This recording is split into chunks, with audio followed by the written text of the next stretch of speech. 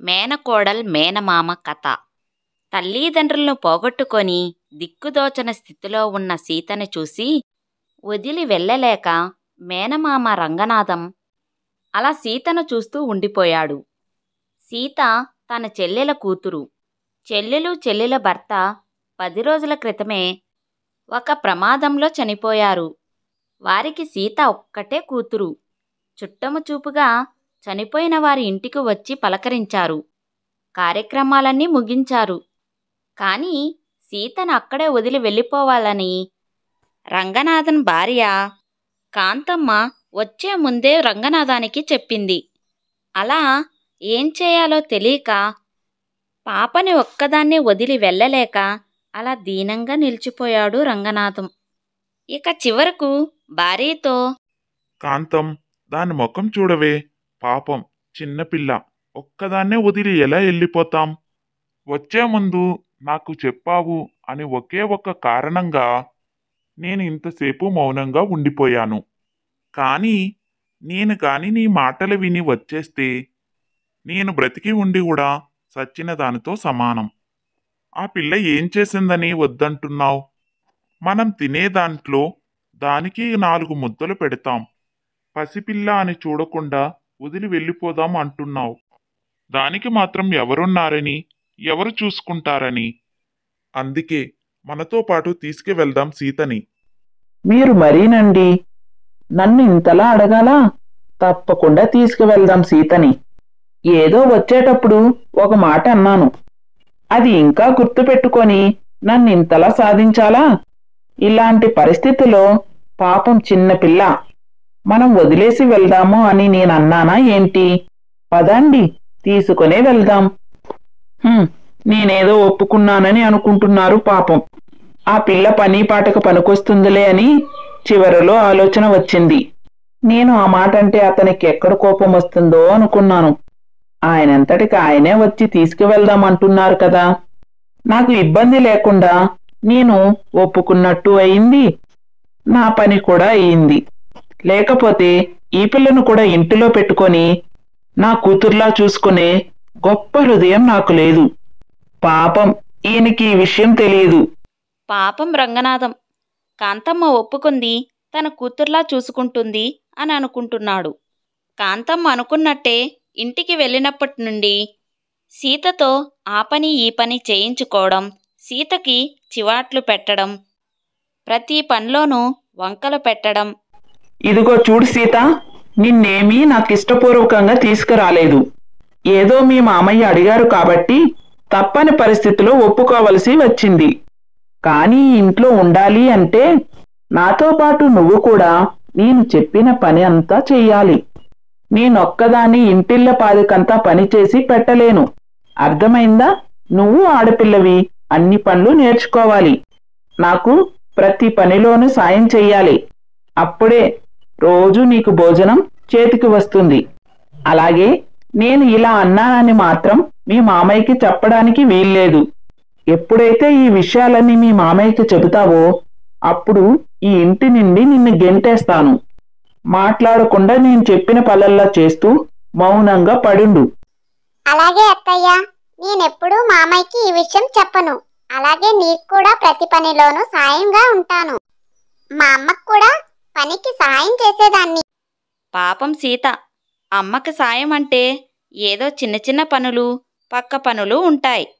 కానీ కాంతం సంగతి తెలియదు కదా. సాయం చేస్తానని చెప్పింది. ఇక అప్పటినుండి అయిన పని కాని పని నెత్తినేసుకొని సీతను ఎప్పుడు తిడుతూ ఉండేది. ఆ పనులు సరిగ్గా చేయకపోతే సీతను నానా మాటలు అని సరిగ్గా అన్నం కూడా పెట్టేది కాదు. అలా ఇబ్బందులు పడసాగింది సీత. రంగనాథానికి ఒక కొడుకు ఉన్నాడు. అతను 6వ తరగతి చదువుతున్నాడు. అతని పేరు రాము. అతనితో పాటు సీతను కూడా స్కూల్లో జాయిన్ చేయాలని రంగనాథం అనుకున్నాడు. కానీ సీతతో కాంతమ్మ చదువంటే ఇష్టం లేదని, పనులు కుట్టు నేర్చుకుంటానని చెప్పించింది. అలా చెప్పకపోతే 4 రోజులు అన్నం పెట్టనని బెదిరించింది.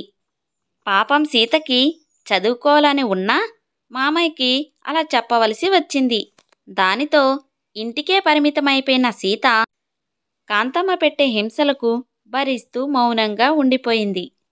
ఒకరోజు ఒంటరిగా కూర్చొని బాధపడుతున్న సీత దగ్గరికి రాము వస్తాడు. ఏంటి సీత, ఒక్కదానివే కూర్చున్నావు? నాతో పాటు బయటికి వస్తావా? అందరం కలిసి ఆడుకున్నాం. మేమందరం కలిసి ఆడుకోవడానికి వెళ్తున్నాం. నువ్వు ఒక్కదానివే దిగాలుగా కూర్చుంటే నాకు చాలా బాధగా ఉంది. అత్తయ్య మామయ్య చనిపోయారు. ఇక తిరిగి రాలేరు. అందుకని ఇలాగే దిగాలుగా ఉంటావా ఏంటి చెప్పు? నాకు తెలుసు బావా వాళ్ళు తిరిగి రారు అని. కానీ నాకెప్పుడు వాళ్ళని చూడాలని అనిపిస్తూ ఉంటుంది. ఏం చేయను చెప్పు? నేను కూడా చచ్చిపోతే వాళ్ళ దగ్గరికి వెళ్ళిపోవచ్చేమో. చీచీ సీత, అలా ఎప్పుడూ మాట్లాడుకు. నీకు నేనున్నానుగా. నీకు ఏ కష్టం వచ్చినా నాకు చెప్పు. నీకేం కావాలన్నా నేను చూసి పెడతాను. అంతేకాని ఇంకెప్పుడు అలా ఆలోచించకు. చెప్పు, నీకేం కావాలో? జాంకాయలు కావాలా? అదిగో అక్కడ తోటుంది. ఇప్పుడే కోసుకొని వస్తాను. ఇక్కడే ఉండు. అలా తీవ్రమైన బాధలో ఉన్న సీతకు రాము తోడుగా ఉంటాడు. తనను నవ్వించడానికి, సంతోషంగా ఉంచడానికి రాము ఎల్లప్పుడూ ప్రయత్నిస్తూ ఉంటాడు. స్కూల్కెళ్లే సమయంలో తప్ప మిగతా సమయం అంతా సీతతోనే గడుపుతూ ఉండేవాడు. సీతకు కూడా అంతో ఇంతో చదువు కూడా నేర్పించేవాడు. సీత కూడా మామూలు ప్రపంచంలోకి కొంచెం కొంచెం పడుతూ ఉంటుంది. ఇక ఇదంతా గమనిస్తూ ఉంటుంది కాంతమ్మ. అబ్బో, వీళ్ళిద్దరి స్నేహం ఎక్కువైనట్టుంది. ఇదంతా చూస్తుంటే నాకు మంచిగా అనిపించడం లేదే. ఇంత చిన్నపిల్లైనా ఎంత తెలివి! నా కొడుకుని దాంతోనే నిరంతరం మాట్లాడుతూ కబుర్లు చెబుతూ ఉండేటట్టు చేసుకుంటుంది. నా దగ్గర ఏమీ తెలియని నంగనాచిలా ఉంటుంది. అమ్మో, నేనిప్పుడు గాని చూస్తూ ఊరుకున్నాననుకో, రేపొద్దున్న నా కొడుకుతో నన్నే బయటికి పంపించేస్తుంది. చెప్తా దీని సంగతి. ఏవండి, మీతో ఒక విషయం మాట్లాడాలి. మన రాము ఉన్నాడుగా, స్కూల్లో ఏమాత్రం చదవడం లేదు. వాడి మార్కులు 30లు 40లు వస్తున్నాయి. ఇలాగే వస్తే వాని భవిష్యత్తు ఏమవను? రాము టీచర్ గారు నిన్న నన్ను పిలిచి ఈ విషయాలన్నీ చెప్పారు. ఎప్పుడు చూసినా కబుర్లు చెప్తూ కాలక్షేపం చేస్తూ ఉంటాడట.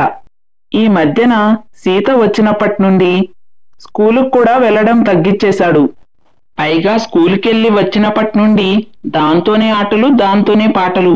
ఇలా అయితే వాడి చదువు ఎలా సాగుతుంది? ఇదైతే చదువుకోనని చెప్పేసింది.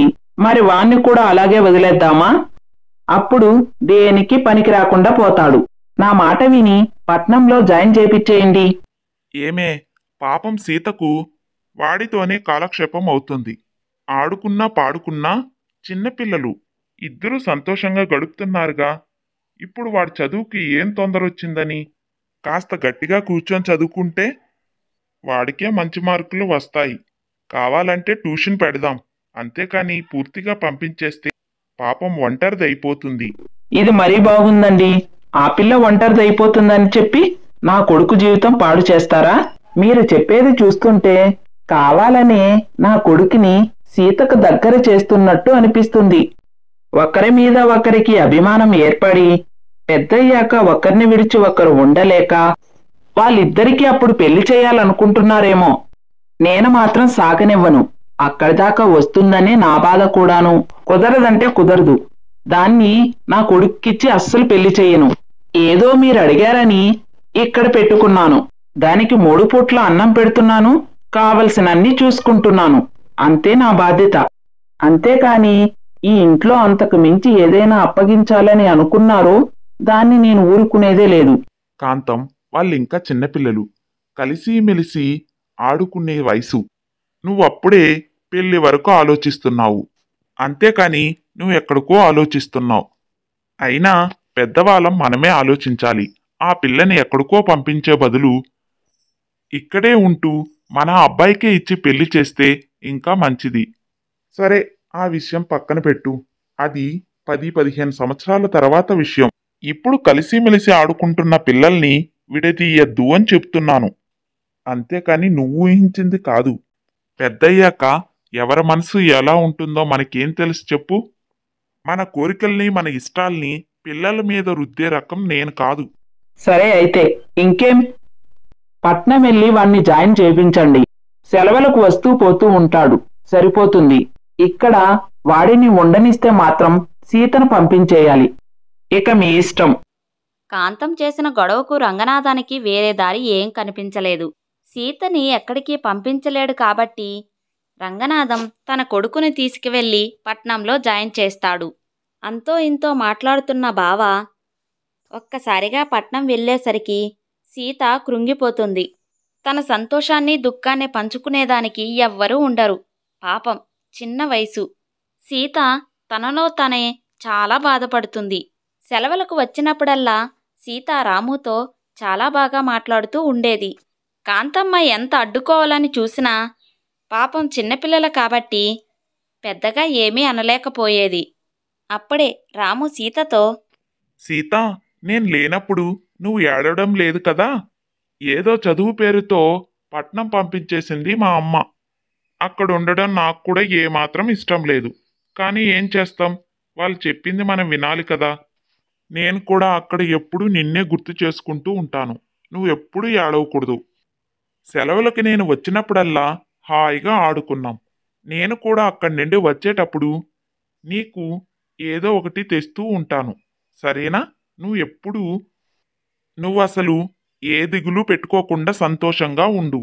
నీకేమిష్టమైతే అది చెయ్యి. కొంతకాలమే, మళ్ళీ చదువైపోతే ఇక్కడికి వచ్చేస్తానుగా. నేనెప్పుడూ నీ గురించే ఆలోచిస్తాను, అది గుర్తుపెట్టుకోవాలి. అంతేకాని ఎప్పుడూ ఏడవకూడదు, సరేనా? అలా రాము సెలవులకు వచ్చినప్పుడల్లా సీతలో ధైర్యాన్ని, సంతోషాన్ని పోగేసేవాడు. పాపం సీత ఆ మాటలే గుర్తుపెట్టుకొని నెమరవేసుకుంటూ కాలాన్ని గడిపేది. ఇక్కడ అత్తయ్య పెట్టే కష్టాలు మౌనంగా భరించేది. చాలా కాలం గడిచిపోతుంది. ఇద్దరూ పెద్దవాళ్ళైపోతారు. పెద్ద చదువులకొచ్చిన రాము ఇంటికి రావడం కుదరదు. సెలవుల్లేవని రానని ఎప్పుడు చెబుతూ ఉండేవాడు. దానితో ఊరికి రాకుండానే రాము 4 ఏళ్లు గడిచిపోతాయి. సీత ఎప్పుడెప్పుడు చదువులైపోతాయా, సెలవులు వస్తాయా, బావ తన కోసం ఎప్పుడు వస్తాడా అని ఎదురు చూస్తూ ఉండేది. చదువు అయిపోతుంది కాబట్టి తర్వాత ఉద్యోగం వస్తుంది. అప్పుడు బావ తనని పెళ్లి చేసుకుంటాడని సీత ఎంతో ఆశ పెట్టుకుంది. ఇంతకాలం గడిపిన కష్టాలన్నీ ఆ ఆశతోనే నెట్టుకొచ్చింది. ఎప్పటికైనా బావని పెళ్లి చేసుకొని తను సంతోషంగా ఉండొచ్చు అని. ఈ కష్టకాలమంతా మౌనంగా గడిపేస్తుంది. ఎట్టకేలకు 4 ఏళ్లు గడిచాయి. చదువు పూర్తి చేసుకొని రాము ఇంటికి వస్తాడు. అమ్మా, నాన్న, సీత, నా చదువులు పూర్తయిపోయాయి. మీరు కోరుకున్నట్టే పెద్ద పెద్ద చదువులు పూర్తి చేసేసాను. ఇక అన్నిటికంటే ముఖ్యమైన ఒక శుభవార్త చెప్పాలి. అది ఏంటంటే నాకు ఉద్యోగం కూడా వచ్చేసింది. చాలా పెద్ద కంపెనీ, ఇక్కడెక్కడా కాదు, చాలా దూరం వెళ్ళి పనిచేయాలి. ఆ కంపెనీలో ఉద్యోగం రావడమే అరుదట. అలాంటిది నాకు వచ్చింది. చాలా మంచి ఉద్యోగం నాన్న. కొంతకాలమే అక్కడ పనిచేయాలి, తర్వాత ఇంటి నుండే పని చేసుకోవచ్చు. వర్క్ ఫ్రమ్ హోమ్ అంటారు కదా, అది. ఏం సీత, సంతోషమేనా? అత్తయ్యని చూసి మాట్లాడలేక, బావని చూసి తలెత్తలేక సిగ్గుపడుతూ మౌనంగానే సరేనని తల ఊపింది. ఒక పక్క కొడుక్కి ఉద్యోగం వచ్చిందని సంతోషిస్తూనే కాంతమ్మ రాముకు సీతకి మధ్యన చనువు ఇంకా ఉందని ఆలోచిస్తూ ఉంటుంది. కాంతమ్మకి చాలా కోపం వస్తుంది. ఇంత దూరం పెట్టినా వాళ్ళిద్దరూ ఎంతో ప్రేమగానూ అంతే అభిమానంగానూ ఉంటున్నారని ఒళ్ళు మండిపోతుంది కాంతమ్మకు. ఏరా రాము, ఉద్యోగం వచ్చింది. కొంతకాలం అక్కడే చేసుకొని తర్వాత ఇక్కడ చేసుకోవచ్చు అంటున్నావు. ఇక్కడ చేసుకోవచ్చు అన్న మాట అటు ఉంచులే కాని, కొన్ని రోజులు అక్కడే ఉద్యోగం చేసుకుంటూను, ఇల్లు వాకులు చూసుకుంటూ, ఇంటికి కావాల్సిన సామాన్లు కొనుక్కొని అక్కడే మంచి అమ్మాయిని చూసి పెళ్లి చేసుకుంటే హాయిగా అక్కడే ఉండవచ్చు. నువ్వు ఇక్కడికి రావాల్సిన పనే ఉండదు. కొన్నాళ్ళకి సీతకు కూడా పెళ్లి చేసి మేం కూడా అక్కడికే వచ్చేస్తాం. అలా ఎంతకాలం దూరం దూరంగా ఉంటాం? అలాంటిది నువ్వెందుకు ఈ పల్లెటూరులో ఉండటం? నీకొచ్చే భార్య పల్లెటూరంటే ఇష్టపడుతుందో లేదో? ఎందుకొచ్చిన గొడవ? నువ్వు అనుకుండానే నేనొక మాట చెప్తున్నాను, వినేసేయ్. నువ్వు కాని సీతని పెళ్లి చేసుకున్నావని ఉద్దేశంలో ఉన్నావో ఏమో, కాని అది జరగని పని. దాన్ని చేసుకోవడం నాకేమాత్రం ఇష్టం లేదు. ఒకవేళ దాన్నే పెళ్లి చేసుకుంటాను అని నీకు ఉంటే నీకసలు పెళ్ళే చేయను. దాన్ని ఈ క్షణమే ఇప్పుడే బయటికి గెంటేస్తాను. నీకు తెలుసు నేనెలాంటి దాన్నో. అది దృష్టిలో పెట్టుకొని నీ ఉద్దేశం చెప్పు. అర్థమైందా? బాగా చదువుకున్నావు, సంతోషం. ఉద్యోగం వచ్చింది, ఇంకా సంతోషం. 4 రోజులు ఉండి మళ్ళీ నీ ఉద్యోగం కోసం బయలుదేరు. ఉన్న 4 రోజుల్లో దాంతో మాట్లాడాలని ప్రయత్నించావో నువ్వు వెళ్ళిపోయిన తర్వాత దాన్ని వదలను. గుర్తు పెట్టుకో. ఈ విషయాలేవీ తెలియదు సీతకి. బావొచ్చాడు, ఉద్యోగం కూడా వచ్చింది. ఇంక తన పెళ్ళేనని సంతోషంగా ఉంది. తన పెళ్లి గురించి మామయ్య, అత్తయ్య, బావతో మాట్లాడతారు అనుకుంటుంది. చిన్నప్పటినుండి తనని ఎంత కష్టపెట్టినా అది పని కోసం మాత్రమేనని, తనకి కోడలుగా చేసుకోవడం సీతని ఇష్టమేనని అనుకుంటుంది పిచ్చి సీత. మరుసటి రోజు బావతో మాట్లాడడానికి ప్రయత్నిస్తుంది. బావా, నువ్వు వస్తావని, నీతో మాట్లాడాలని ఎన్ని రోజులు ఎదురు చూశానో తెలుసా? ఎట్టకేలకు 4 ఏళ్ళు అతి కష్టం మీద గడిచాయి. నాకైతే ఈ 4 ఏళ్ళు 4 యుగాలుగా అనిపించాయి. చివరికంతా మంచి జరిగిందిలే. నీకు మంచి ఉద్యోగం కూడా వచ్చింది. ఇన్నాళ్ళు కష్టపడినందుకు ఇకంతా సంతోషమే కదా బావా? రాము ఏదో చెప్పబోయేసరికి అక్కడికి కాంతమ్మ వచ్చింది. దాంతో సీతతో ఏమీ మాట్లాడకుండా రాము అక్కడి నుండి వెళ్ళిపోతాడు. ఇంతకాలం బావ కోసం ఎదురు చూసిన సీత బావ మాట్లాడకపోయేసరికి చాలా కృంగిపోతుంది. ఉన్న 4 రోజులు కూడా రాము సీతతో ఏమీ మాట్లాడ్డు, ఏ కబుర్లు చెప్పడు. అలాగే కాలక్షేపం చేసి వెళ్ళిపోతాడు. బావస్తాడు అని ఎదురుచూసి చివరికి నిరాశే మిగిలింది. అలా కొంతకాలం తర్వాత రాము పండగ కోసం వస్తున్నాడని తెలిసింది. ఈసారైనా బావ తనతో మాట్లాడతాడని ఆశపడుతుంది సీత. సీత ఊహించిన ప్రమాదం తన జీవితంలో ఉందని తనకు మాత్రం ఎలా తెలుసు? పండగ కోసం వస్తూ రాము తనతో పాటు ఒక అమ్మాయిని తీసుకువస్తాడు. అమ్మా, ఈమె పేరు గౌతమి. ఈమె నేను ఒకే చోట చదువుకున్నాం. ఒకే చోట ఉద్యోగాలొచ్చాయి. చదువుకునే రోజుల నుండి ఒకరినొకరే ఇష్టపడ్డాం. తనకు కూడా చెప్పి, ఇక ఎలాగో పండగ కోసం వస్తున్నాను కదా, ఆ విషయం మీకు కూడా చెప్పి పెళ్లికి ఒప్పించి పెళ్లి చేసుకున్నామని అనుకుంటున్నాను. అలాగే మన ఊరు చూసినట్టు ఉంటుంది, మీకు పరిచయం చేసినట్టు ఉంటుంది అని తీసుకువచ్చానమ్మా. ఎలా ఉందో చెప్పమ్మా. కొడుకు చేసిన పనికి కాంతమ్మ సంతోషంలో మునిగిపోతే రంగనాథం దుఃఖంలో మునిగిపోయాడు. పాపం సీతకు రామునిచ్చి పెళ్లి చేయాలని రంగనాథం ఎంతో ఆశపడ్డాడు. కానీ రాము ఇలా చేస్తాడని రంగనాథం అస్సలు అనుకోలేదు. ఇక సీతకు చెప్పనవసరం లేదు. సీత ఊహించని పెను తుఫానే. తన జీవితంలో చెప్పుకోవడానికి కూడా ఎవ్వరూ లేరు. తన బాధను ఎవరికి చెప్పుకోవాలో, ఎలా సమాధానం పరుచుకోవాలో తెలియడం లేదు సీతకు. తనలో తాను కృంగిపోయి చాలా బాధపడుతుంది. ఇక కొడుకు తీసుకువచ్చిన గౌతమితో కాంతమ్మ ప్రేమ ఉలకపోస్తూ ఉంటుంది. ఆప్యాయం, ఆనందంగా మాట్లాడుతూ ఇల్లంతా తిప్పు చూపిస్తుంది. ఆమె కోసం నానా రకాల పిండి వంటలు చేస్తూ సీతను చిత్రహింసలు పెడుతూ రాక్షస ఆనందం పొందుతుంది. రాము పెళ్లి చేసుకుంటానని ఇంకొక అమ్మాయిని తీసుకురావడంతో సీత కృంగిపోయింది. తన ఆశలన్నీ అడియాసలైపోయాయి. తల్లిదండ్రులు కోల్పోయినా తన బావ మీదే ప్రాణం పెట్టి బ్రతుకుతుంది. కానీ రాము ఇలా చేస్తాడని అసలు ఊహించనే లేదు. అలా ఒంటరిగా కూర్చున్న సీత దగ్గరకు రంగనాథం వెళ్తాడు. ఇక్కడ ఒంటరిగా కూర్చొని బాధపడుతున్నావు కదూ? ఈ మేనమామ బ్రతికి ఉండి కూడా నీకేమీ చేయలేకపోయాడు. తీసుకొచ్చి ఇంట్లో పెట్టుకున్నాను కానీ నీకన్ని కష్టాలే కలిగించాను. మీ అత్తయ్య ప్రతిరోజు నిన్ను వేపుకు తింటుంటే ఆపలేకపోయాను. కనీసం మంచి జీవితమైనా లభిస్తుందని ఆశపడితే ఇలా అది కూడా నేను చేయలేకపోయాను. రాము ఇటువంటి పని చేస్తాడని నేను అనుకోలేదు సీత. ఎప్పుడూ ఊహించలేదు రాము ఇలా చేస్తాడని. నీకు ఇలా కూడా న్యాయం చేయలేకపోయానమ్మా. నేను బ్రతికి ఉండి కూడా ఉపయోగమేంటో తెలియడం లేదు. ఎప్పుడూ నీ పైన ప్రేమ ఉండేట్టు ఉండేవాడు. ఇవాళ అకస్మాత్తుగా ఇంత మార్పు ఎలా వచ్చిందో తెలియడం లేదు. ఈ మామయ్య నీ జీవితాన్ని నాశనం చేశాడు. లేదు మామయ్య, మీరేం చేశారు? ఒంటరైపోయిన నాకు జీవితాన్నిద్దామని ఇక్కడికి తీసుకువచ్చారు. నన్ను పెంచి పెద్ద చేశారు. ప్రతి పూట నా బాగోగులు చూసుకున్నారు. ఇంతకంటే మీరేం చేయగలరు? ఇందులో మీ తప్పు ఏమీ లేదు. అంతా నా జాతకం వల్లనే. నాది నష్టజాతకం. అందుకే మా అమ్మ నాన్న చిన్నప్పుడే చనిపోయారు. నేను ఆశపడ్డ బావ నన్ను ఇష్టపడలేదు. నేను నష్టజాతకురాలను మామయ్య. మీరేం బాధపడకండి. ఎలా రాసి పెట్టుంటే అలాగే జరుగుతుంది. మీ చేతుల్లో ఏమీ లేదు కదా. నేను కూడా బావిలా చేస్తాడని ఎప్పుడూ అనుకోలేదు. కానీ తన ఇష్టాలన్నీ మారి ఉండిండొచ్చు. ఎప్పుడూ ఒకేలా ఉండాలని ఏముంది? నా తలరాత ఇలా ఉంటే మీరు మాత్రం ఏం చేస్తారు? బాధపడకండి. అలా ఎప్పుడు అనుకోకు సీత. మీది నష్టజాతకం ఏంటి? అలా ఏమీ ఉండదు.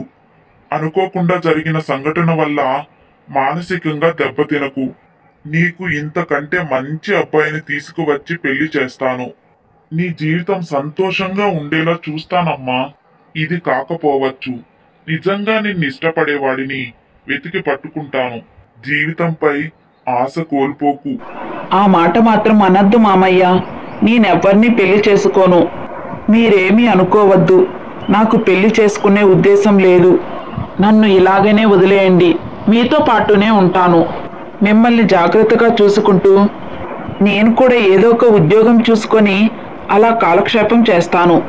అంతేగాని పెళ్లి చేసుకోమని మాత్రం అడగండి. పాపం సీత చెప్పిన దాంట్లో నిజం లేకపోలేదు. చిన్నప్పటి నుండి భావనే తన భర్తగా అనుకునింది.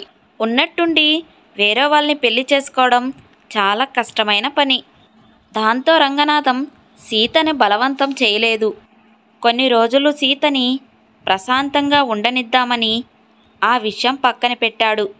ఇదిలా ఉంటే కొడుకు చేసిన పనికి ఆనందంలో మునిగి తేలుతున్న కాంతమ్మ రాము దగ్గరికి వెళ్ళి, చాలా మంచి పని చేశావురా రాము. నిజంగా నేను అనుకునే దానికంటే నువ్వు చాలా తెలివైన వాడివి. నీ గురించి ఏదో అనుకున్నాను. కానీ ఈరోజు నా అనుమానాలన్నీ పటాపంచులైపోయాయి. పోనీలే, అమ్మాయి చూడముచ్చటగా ఉంది. నీతో పాటు ఉద్యోగం చేస్తుంది. మాకింకేం కావాలి? మీరిద్దరూ చిలక గోరింకల్లా కలిసి ఉంటే అంతే చాలు. నేను కోరుకునేది కూడా అదే. నువ్వెక్కడ సీతని పెళ్లి చేసుకుంటాను అంటావేమో అని బెంగ పెట్టుకున్నాను. అది నీ గురించే ఆలోచిస్తూ నువ్వెప్పుడొస్తావా అని ఎదురు చూస్తూ ఉంటే నాకు కంగారుగా ఉండేది. నువ్వు కూడా ఇలానే ఉంటావేమో అని. కానీ నువ్వు నా కొడుకు అని నిరూపించావు. దానికి మంచి సమాధానం చెప్పావు. నీకిష్టం లేదని తెలిసి కూడా నేనెలా సీతని ఇష్టపడతానమ్మా? ఏదో చిన్నతనం నుండి ఓదార్పుగా 4 మాటలు చెప్పేవాడిని అంతే. నేనెప్పుడు సీతని పెళ్లి చేసుకోవాలని అనుకోలేదు. నాతో పాటు ఇంట్లో ఉండేది. పాపం ఒంటరిగా ఉంటుంది కదా అని మాట్లాడేవాడిని. అంతేకాని ఏ రోజు తనని పెళ్లి చేసుకోవాలన్న ఆలోచన కూడా లేదు. అది కాక నీకు సీత ఇష్టమో కాదో నాకు తెలుసుగా. నీకిష్టం లేని పని నేనెప్పుడైనా చేశానా అమ్మా? అందుకే ఇన్ని రోజులు బాగా ఆలోచించి గౌతమి నాకు సరైన జోడీ అని, నీకు కూడా బాగా నచ్చుతుందని అనిపించింది. నువ్వు కాదనవన్న నమ్మకంతోనే ఇలా ఇంటికి తీసుకువచ్చేశాను. అలా రాము కాంతం మాట్లాడుకుంటూ ఉండంగానే గౌతమి అక్కడికి వస్తుంది. ఏంట్రాము, ఎంతసేపు మీరు కబుర్లు చెప్పుకోవడమేనా? నా గురించి ఆలోచించవా? ఇంటికొచ్చి ఎంతసేపు అయింది? నాకెవరైనా కాఫీ ఇచ్చారా? అసలు తాగుతావా అని అడిగారా? ప్రయాణం చేసి అలసిపోయి వచ్చాను. ఆంటీ, మీరైనా కొంచెం కాఫీ పెట్టివ్వచ్చు కదా. నేను అడిగితే కానీ మీరు మర్యాదలు చెయ్యరా? ప్రయాణం చేసి అలసిపోయాను. చాలా తలనొప్పిగా ఉంది. ఒక మంచి స్ట్రాంగ్ కాఫీ ఇవ్వండి ఆంటీ. ఒక పక్క సంబరంలో మునిగిపోయిన కాంతమ్మ గౌతమి మాటలకి ఆశ్చర్యంగా అలాగే నిలబడిపోయింది. మనసులో, ఇదేంటి ఈ అమ్మాయి ఇలా మాట్లాడుతుంది? అరే, కొత్తింటికొచ్చామని మొహమాటమూ లేదు, పెద్దవాళ్ళమన్న గౌరవం మర్యాద అస్సలు లేదు. ఏమిటో తన కింద పనిచేసే పనివాళ్ళలాగా అంత నిష్ఠూరంగా మాట్లాడుతుంది ఏంటబ్బా. సరేలే, ఏదో ప్రయాణం చేసి అలసిపోయినట్టు ఉందిగా, ఏదో తలనొప్పి వల్ల అలా మాట్లాడి ఉండింటుందేమోలే. అలా సమాధానం పడి కాఫీ పెడదామని వంటింట్లోకి వెళ్తుంది కాంతమ్మ. అక్కడ అప్పటికే సీత వంట చేస్తూ ఉంటుంది. ఇక తన ప్రతాపమంతా సీత పైన చూపించి, ఏమే మొద్దులా ఇక్కడ కూర్చుండకపోతే ఇంటికి వచ్చిన వాళ్ళకి మర్యాద చెయ్యొద్దా? ఆ పిల్ల చూడు, తలనొప్పిగా ఉందట, కాఫీ ఇవ్వరా, మర్యాద చేయరా ఈ ఇంట్లో అని అడుగుతుంది. ప్రయాణం చేసి వచ్చింది కదా, కాస్త కాఫీ అన్న ఇవ్వద్దు? నీకు ఈ విషయం కూడా తెలియదని నేను అనుకోలేదు. ఓ అన్ని విషయాలు తెలుసునని కబుర్లు చెప్తావుగా, అతిథి మర్యాద కూడా తెలియదా నీకు? వెంటనే మంచి స్ట్రాంగ్ కాఫీ పెట్టి ఆ అమ్మాయికి ఇచ్చిరా. ఆ అమ్మాయి ఇంటి మనిషి, బాగా చూసుకోవాల్సిన బాధ్యత మనపై ఉంది. ఏంటి నువ్వే రేపో మాపో వేరే ఇంటికెళ్ళే పిల్లవి. ఆమె ఎప్పటికీ ఈ ఇంట్లో ఉండవలసిన మనిషి, ఇంకెంత జాగ్రత్తగా చూసుకోవాలి. ఆ అమ్మాయి మర్యాదకి ఏమన్నా లోటు జరిగిందో నా సంగతి నీకు తెలుసు. ఆ పంచేయి ఈ పంచేయి అంటూ సీతపై అధికారం చూపించడం, అన్ని పనులు చేయించుకోవడం. బాధలో ఉన్న సీత ఏమీ చేయలేక అన్నీ తట్టుకుంటూ అన్ని పనులు చేసుకుంటూ వచ్చింది. అవన్నీ చూసి రంగనాథం ఎంతో బాధపడసాగాడు. కొడుకుపై చాలా కోపం వచ్చింది. సీతని మరెక్కడికైనా తీసుకువెళ్ళి తనని సురక్షితంగా ఉంచాలనుకున్నాడు రంగనాథం. అలా ఉండగా ఒకరోజు గౌతమి, ఆంటీ, ఈ ఇల్లు, ఈ పొలం ఇదంతా మీదేనా? ఇవి ఎంత ఖరీదు చేస్తుంది? ఎన్ని ఎకరాలు ఉంటుంది? వీటి తర్వాత ఆస్తులు, పొలాలు, ఇల్లు, వీటి సంగతి ఏమిటి? ఇవన్నీ చెప్పండి. అదేంటమ్మాయి, ఏ మాత్రం అవమాటం లేకుండా అలా అడుగుతున్నావు? ఆస్తులు, వివరాలు ఇవన్నీ అప్పుడే ఎందుకు? ఏదో పండగ కోసం వచ్చావు, పండగ వరకు ఉండి సంతోషంగా గడిపి వెళితే ఆ తర్వాత ఇక్కడికి వచ్చేది నువ్వే కదా. వచ్చిన తర్వాత అన్నీ అవే తెలుస్తాయి. ఇప్పటి నుండే ఇల్లు, పొలాలు, ఆస్తులు అంటూ వివరాలు అడుగుతున్నావేంటి? ఎప్పటికైనా తెలుసుకోవాల్సిందే కదా ఆంటీ. ఇప్పుడు తెలుసుకుంటే ఏమవుతుంది? ఇప్పుడే తెలుసుకుంటే ముందు ముందు ఏం చేయాలో దాని తగ్గట్టుగా ప్లాన్ చేసుకోవచ్చు. ఈ ఇల్లు, పొలము, ఆస్తి ఇవన్నీ నావే కదా. వాటిని ఏం చేయాలి, ఎలా ఉపయోగించుకోవాలి, వాటిని ఏ విధంగా వాడుకోవాలి అని ముందుగానే ఆలోచించుకోవచ్చు. నా ఏర్పాట్లు నేను చేసుకోవచ్చు. అందుకే ముందుగా అడుగుతున్నాను. అందులో తప్పేముంది? అయినా మీ ఒక్కగానొక్క కొడుకు రాముదేగా, అంటే ఇదంతా నాకు చెప్పడానికి ఆలోచిస్తున్నారేంటాంటీ? ఇదేమున్నా మీద ఏంటి? మీకు ఈ ఆస్తికి ఏ సంబంధం లేదు కదా. ఆ సంగతి నాకు బాగా తెలుసు. అయినా ఆస్తి ఉంచుకొని ఏం చేసుకుంటారాంటీ? అయినా ఏదైనా మీ అబ్బాయి కోసమే కదా. ఈ వివరాలన్నీ నాకు చెప్పు తీరవలసిందే. గౌతమి మాటలకు బిగుసుకుపోయింది కాంతమ్మ. ఇప్పటి వరకు ఇలాంటి మనిషిని చూడనే లేదు కాంతమ్మ. ఎంతసేపు సీత నోరు మెదపకుండా చేసుకుంటూ పోతుంటే మనుషులందరూ అలాగే ఉంటారని అనుకునింది. పాపం ఇప్పుడు తెలిసి వచ్చింది. అసలు ఇప్పుడు గౌతమి అడిగిన ప్రశ్నలకు ఏ సమాధానం చెప్పాలో అర్థం కాలేదు కాంతమ్మకు. అలా చూస్తూ ఉండంగానే అక్కడికి రాము వస్తాడు. చూడు రాము, ఈ ఇల్లు, ఆస్తులు, పొలాలు వాటి వివరాలు చెప్పమంటే ఆంటీ ఎందుకో బాగా ఆలోచిస్తున్నారు. అవన్నీ రేపొద్దున నీకే కదా. వాటి వివరాలన్నీ తెలుసుకోవాల్సిన బాధ్యత నాకు ఉంది. అందుకే నన్ను అన్ని చోట్లకి తీసుకువెళ్ళి చూపించమని అడిగాను. అన్ని వివరాలు చెప్పమన్నాను. ఆంటీ ఏంటో ఆ మాట అన్నప్పటి నుండి మాట్లాడడం మానేసి అలా చూస్తూ ఉండిపోయారు. ఇవన్నీ నాకు చెప్పకూడదా? అరే, ఎందుకు చెప్పకూడదు గౌతమి? నువ్వు అన్నట్టు ఇవన్నీ నీవేగా, నీకు తెలియకన్నా ఎలా ఉంటాయి? అమ్మ కొన్ని రోజులయ్యాక చెప్తుందేమోలే. ఇంతలోనే కంగారెందుకు? నువ్వే చెప్తున్నావుగా ఇవన్నీ నీవేనని. మరి నీకు చెప్పకుండా ఇంకెవరికి? నీకు అన్ని విషయాలు వివరంగా చెప్తాను. నువ్వు కంగారు పడకు. ఇప్పుడు లోపలికి వెళ్ళు. గౌతమి మాటలు అటు ఉంచితే రాము మాటలు ఇంకా ఆశ్చర్యపరిచాయి కాంతమ్మను. అసలేం జరుగుతుందో తనకేమీ అర్థం కాలేదు. పెళ్ళి కూడా కాకుండానే ఆమె కొడుకు ఆమె ఏం చెప్తే దానికల్లా సరేనని తల ఆడిస్తున్నాడు. ఏంట్రా నువ్వు కూడా ఆ అమ్మాయికి వంత పాడుతున్నావు? పెళ్ళే ఇంకా అవలేదు, ఇప్పుడే ఆస్తులు వివరాలు చెప్పమంటుంది. పైగా ఎప్పటికైనా తెలియాలి కదా, ఆస్తితో మీకు సంబంధం లేదు, అదంతా మాదే కదా అంటుంది. ఏంట్రా ఈ అమ్మాయి ఇలా మాట్లాడుతుంది? నువ్వు చూస్తే ఇదేంటి అని ప్రశ్నించకుండా సరే సరేలే చెప్తాను అంటున్నావు.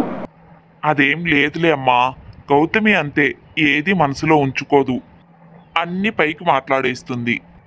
ఇప్పుడు ఎవరైనా అలాగే అనుకుంటారు కదా, అత్తగారింట్లో ఏముంది, ఎంతుంది, ఎంత వస్తుంది అని తెలుసుకోవాలని అనుకుంటారు కదా.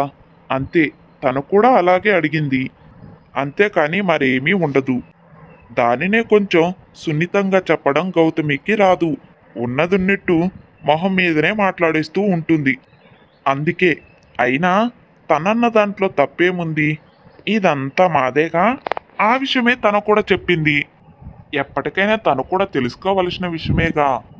అందుకే నేను కూడా చెప్తానులే అన్నాను. నువ్వేం కంగారు పడకు. మరుసటి రోజు రాము గౌతమి మాట్లాడుకుంటూ ఉంటారు. నాకు మీ ఊరు చాలా బాగా నచ్చింది రాము. ప్రశాంతమైన వాతావరణం, పచ్చని చెట్లు, మనం ఉన్నట్టుగా బాదరబందీ హడావిడి ఏమీ లేదు. చాలా ప్రశాంతంగా అనిపిస్తుంది. నాకైతే ఇక్కడే ఉండిపోవాలని ఉంది. అయితే పెళ్ళైన తర్వాత ఎలాగో వర్క్ ఫ్రమ్ హోమ్ ఉందిగా, మనం ఇక్కడే ఉండిపోదాం. అక్కడికి వెళ్ళి ఆఫీసులో పడి నానా కష్టాలు పడవలసిన అవసరం లేదు. ఇంట్లోనే హాయిగా ఉండవచ్చు. ఏమంటావ్? నీ ఇష్టం గౌతమి, నాదేముంది? నీ ఇష్టం గౌతమి, కాదనేది ఏముంది? ఎవరికైనా పల్లెటూరు నచ్చదు అంటారు, కానీ నీకు నచ్చింది అంటున్నావు. ఇక్కడే ఉన్నాము అంటున్నావు. దానికి అభ్యంతరం చెప్పే పని ఏముంది? నీకే నచ్చితే ఆనందంగా ఉండవచ్చు. మా అమ్మ నాన్న కూడా చాలా సంతోషిస్తారు. వాళ్ళు కూడా వాళ్ళ కళ్ళెదురుగానే ఉండాలనే కదా కోరుకుంటారు. ఏంటి, మీ అమ్మ నాన్న కూడా మనతో పాటే ఉంటారా? ఇది మరీ బాగుంది. నువ్వు ఏ కాలంలో ఉన్నావు రాము? మనకు పెళ్ళైన తర్వాత ఎక్కడో ఒక దగ్గర ఒక మంచి రుద్రాశ్రయం చూసి అక్కడ జాయిన్ చేపించేద్దాం. మనతో పాటు ఎందుకు? మనం ఏదో పనుల్లోనో ఉంటాం. వాళ్ళ బాగోగులు అవసరాలు ఎవరు చూసుకుంటారు? వాళ్ళు వెన్నుండే ఉండి చూడాలంటే నేను ఉద్యోగం మానేయాలి. నేను ఆ పని సచ్చినా చేయను. ఎంత వర్క్ ఫ్రమ్ హోమ్ అయినా నేను ఎంత బిజీగా ఉంటానో నీకు తెలుసు కదా. అందుకే అత్తయ్యని మామయ్యని ఒక రుద్రాశ్రమంలో పెట్టామంటే అక్కడ ఏ లోటు లేకుండా వాళ్ళు హాయిగా ఉంటారు. అంతేకాని అందరం కలిసి ఉన్నామని మాత్రం చెప్పకు. నాకు మీ ఊరు నచ్చింది, మీ ఇల్లు నచ్చింది, అలాగే మీ ఆస్తులు కూడా. అంతేకాని అందరితో పాటు ఉండి చాకరీ చేయాలని అనుకోవడం లేదు నేను. నువ్వు చెప్పింది కూడా నిజమే అనుకో, కానీ మరీ రుద్రాశ్రమం అంటే అక్కడ సౌకర్యాలన్నీ ఉండాలి. ఏ కష్టం వచ్చినా చూసుకోవడానికి మనుషులు ఉండాలి గౌతమి. అదే మనతో పాటు ఉన్నారనుకో, మన కళ్ళెదురుకుండా, ఆ తృప్తి వేరు. నీకే చాకరీ ఉంటుందని ఒక పని మనిషిని పెడతాను కదా, నువ్వేమీ ఇబ్బంది పడనక్కర్లేదు.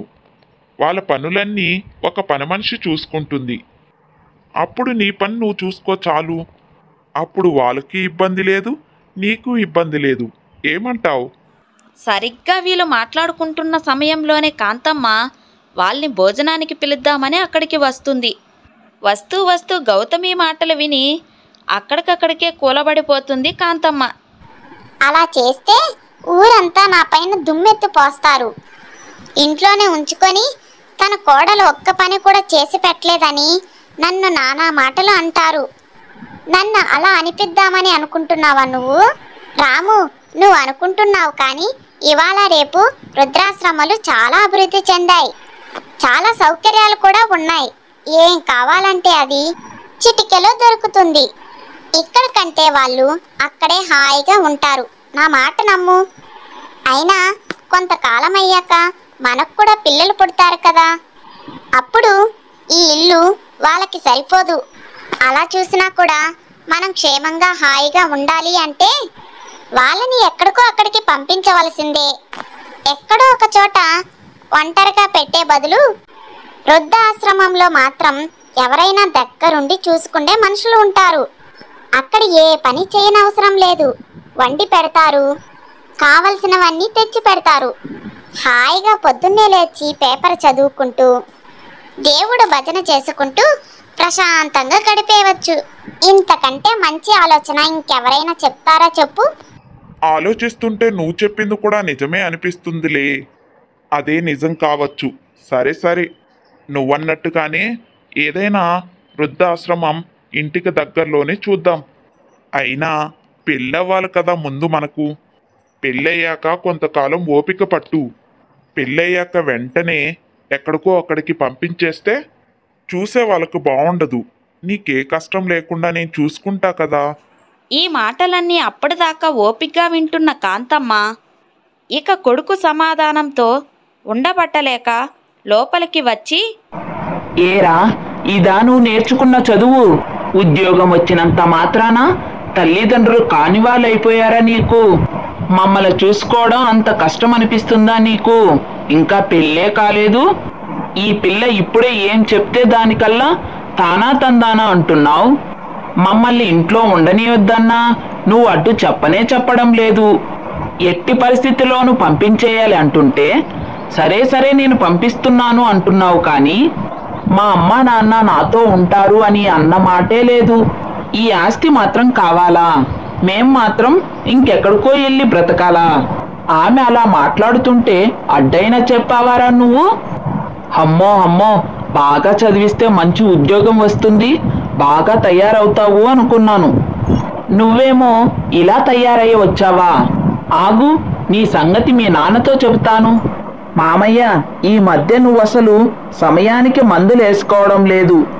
ఇప్పటికే బీపీ చాలా ఎక్కువ ఉందని డాక్టర్ గారు చెప్పి వెళ్ళారు. నేను సమయానికి ఇద్దామనుకున్నా ఒక్కొక్కసారి మర్చిపోతున్నాను. కానీ నువ్వు ఇలా నిర్లక్ష్యం చేస్తే ఏమైనా బాగుందా చెప్పు? నువ్వు ఆరోగ్యంగా ఉంటేనే కదా నన్ను చూసుకునేది. నేను మీతో పాటునే ఉంటానని చెప్పాను కదా మామయ్య. నా కోసమైనా మీరు సమయానికి మందులు వేసుకొని ఆరోగ్యంగా ఉండాలి. కాంతం జరిగిందంతా చెప్పడానికి రంగనాథం దగ్గరికి వెళ్ళేసరికి సీతా రంగనాథం మాట్లాడుకున్న మాటలివి. ఎందుకో కాంతమ్మ అక్కడికి వెళ్ళేసరికి చాలా బాధ కలిగింది. ఎంతగానో బాధ పెట్టిన సీత రంగనాథంని ఎంత బాగా చూసుకుంటుంది అనిపించింది ఒక్క క్షణం. ఏమండి, మీకు ఈ విషయం తెలుసా? ఇప్పుడే విన్నాను. ఇప్పుడే ఆ రాము ఆ గౌతమి మాట్లాడుకునేది విన్నాను. పెళ్ళైన తర్వాత మనం ఈ ఇంట్లో ఉండడానికి వీల్లేదట. ఈ ఇల్లు ఆస్తి అంతా తనకే కావాలట. మనల్ని ఒక వృద్ధాశ్రమంలో చేర్పిస్తారట. ఇంట్లో మనల్ని ఉంచుకొని పనిచేయడం తన వల్ల కాదట. ఇంకా గొప్ప విషయం ఏమిటంటే ఇవన్నీ విని కూడా మన రాముగాడు అన్నిటికీ తలూపాడే తప్ప ఇలా చేయకూడదని అమ్మ నన్ను ఎక్కడికి పంపించనని ఒక్క మాట కూడా అనలేదండి. వృద్ధాశ్రమంలో చేర్పిద్దాం, నీ ఇష్ట ప్రకారమే చేద్దాంలే అంటున్నాడండి ఆ అమ్మాయితో. నాకు ఎంత బాధ అనిపించిందో తెలుసా? చదువుకొని బాగుపడతాడనుకుంటే మన రాముగాడు ఇలా తయారయ్యాడేంటండి? అలాగా? మరి ఇవన్నీ నాకెందుకు చెప్తున్నావు? నువ్వు నీ కొడుకు మీ ఇష్టం వచ్చినట్టు ఊరేగమని ఎప్పుడో వదిలేశాను కదా కాంతం. నువ్వు ఇష్టపడ్డావు కదా అమ్మాయిని. సీతను తప్ప ఎవరిని పెళ్లి చేసుకున్నా నీకు సమ్మతమే. నువ్వు ఆనందంగా అనుభవించు. ఆ అమ్మాయి ఏం చెప్పినా నువ్వు సంతోషంగానే ఉండాలి. అర్థమవుతుందా? నాకు మాత్రం ఈ సంగతులు చెప్పకు. ఎప్పుడైతే వాడు నీ మాట విని నువ్వు కోరుకున్నట్టే చేస్తానన్నాడో అప్పుడే వాడికి నాకు సంబంధం తెగిపోయింది. ఒకవేళ వాడు ఉండమన్నా కూడా నేను వాడితో ఉండను. ఇక నీ సంగతి ఆలోచించుకో కాంతం.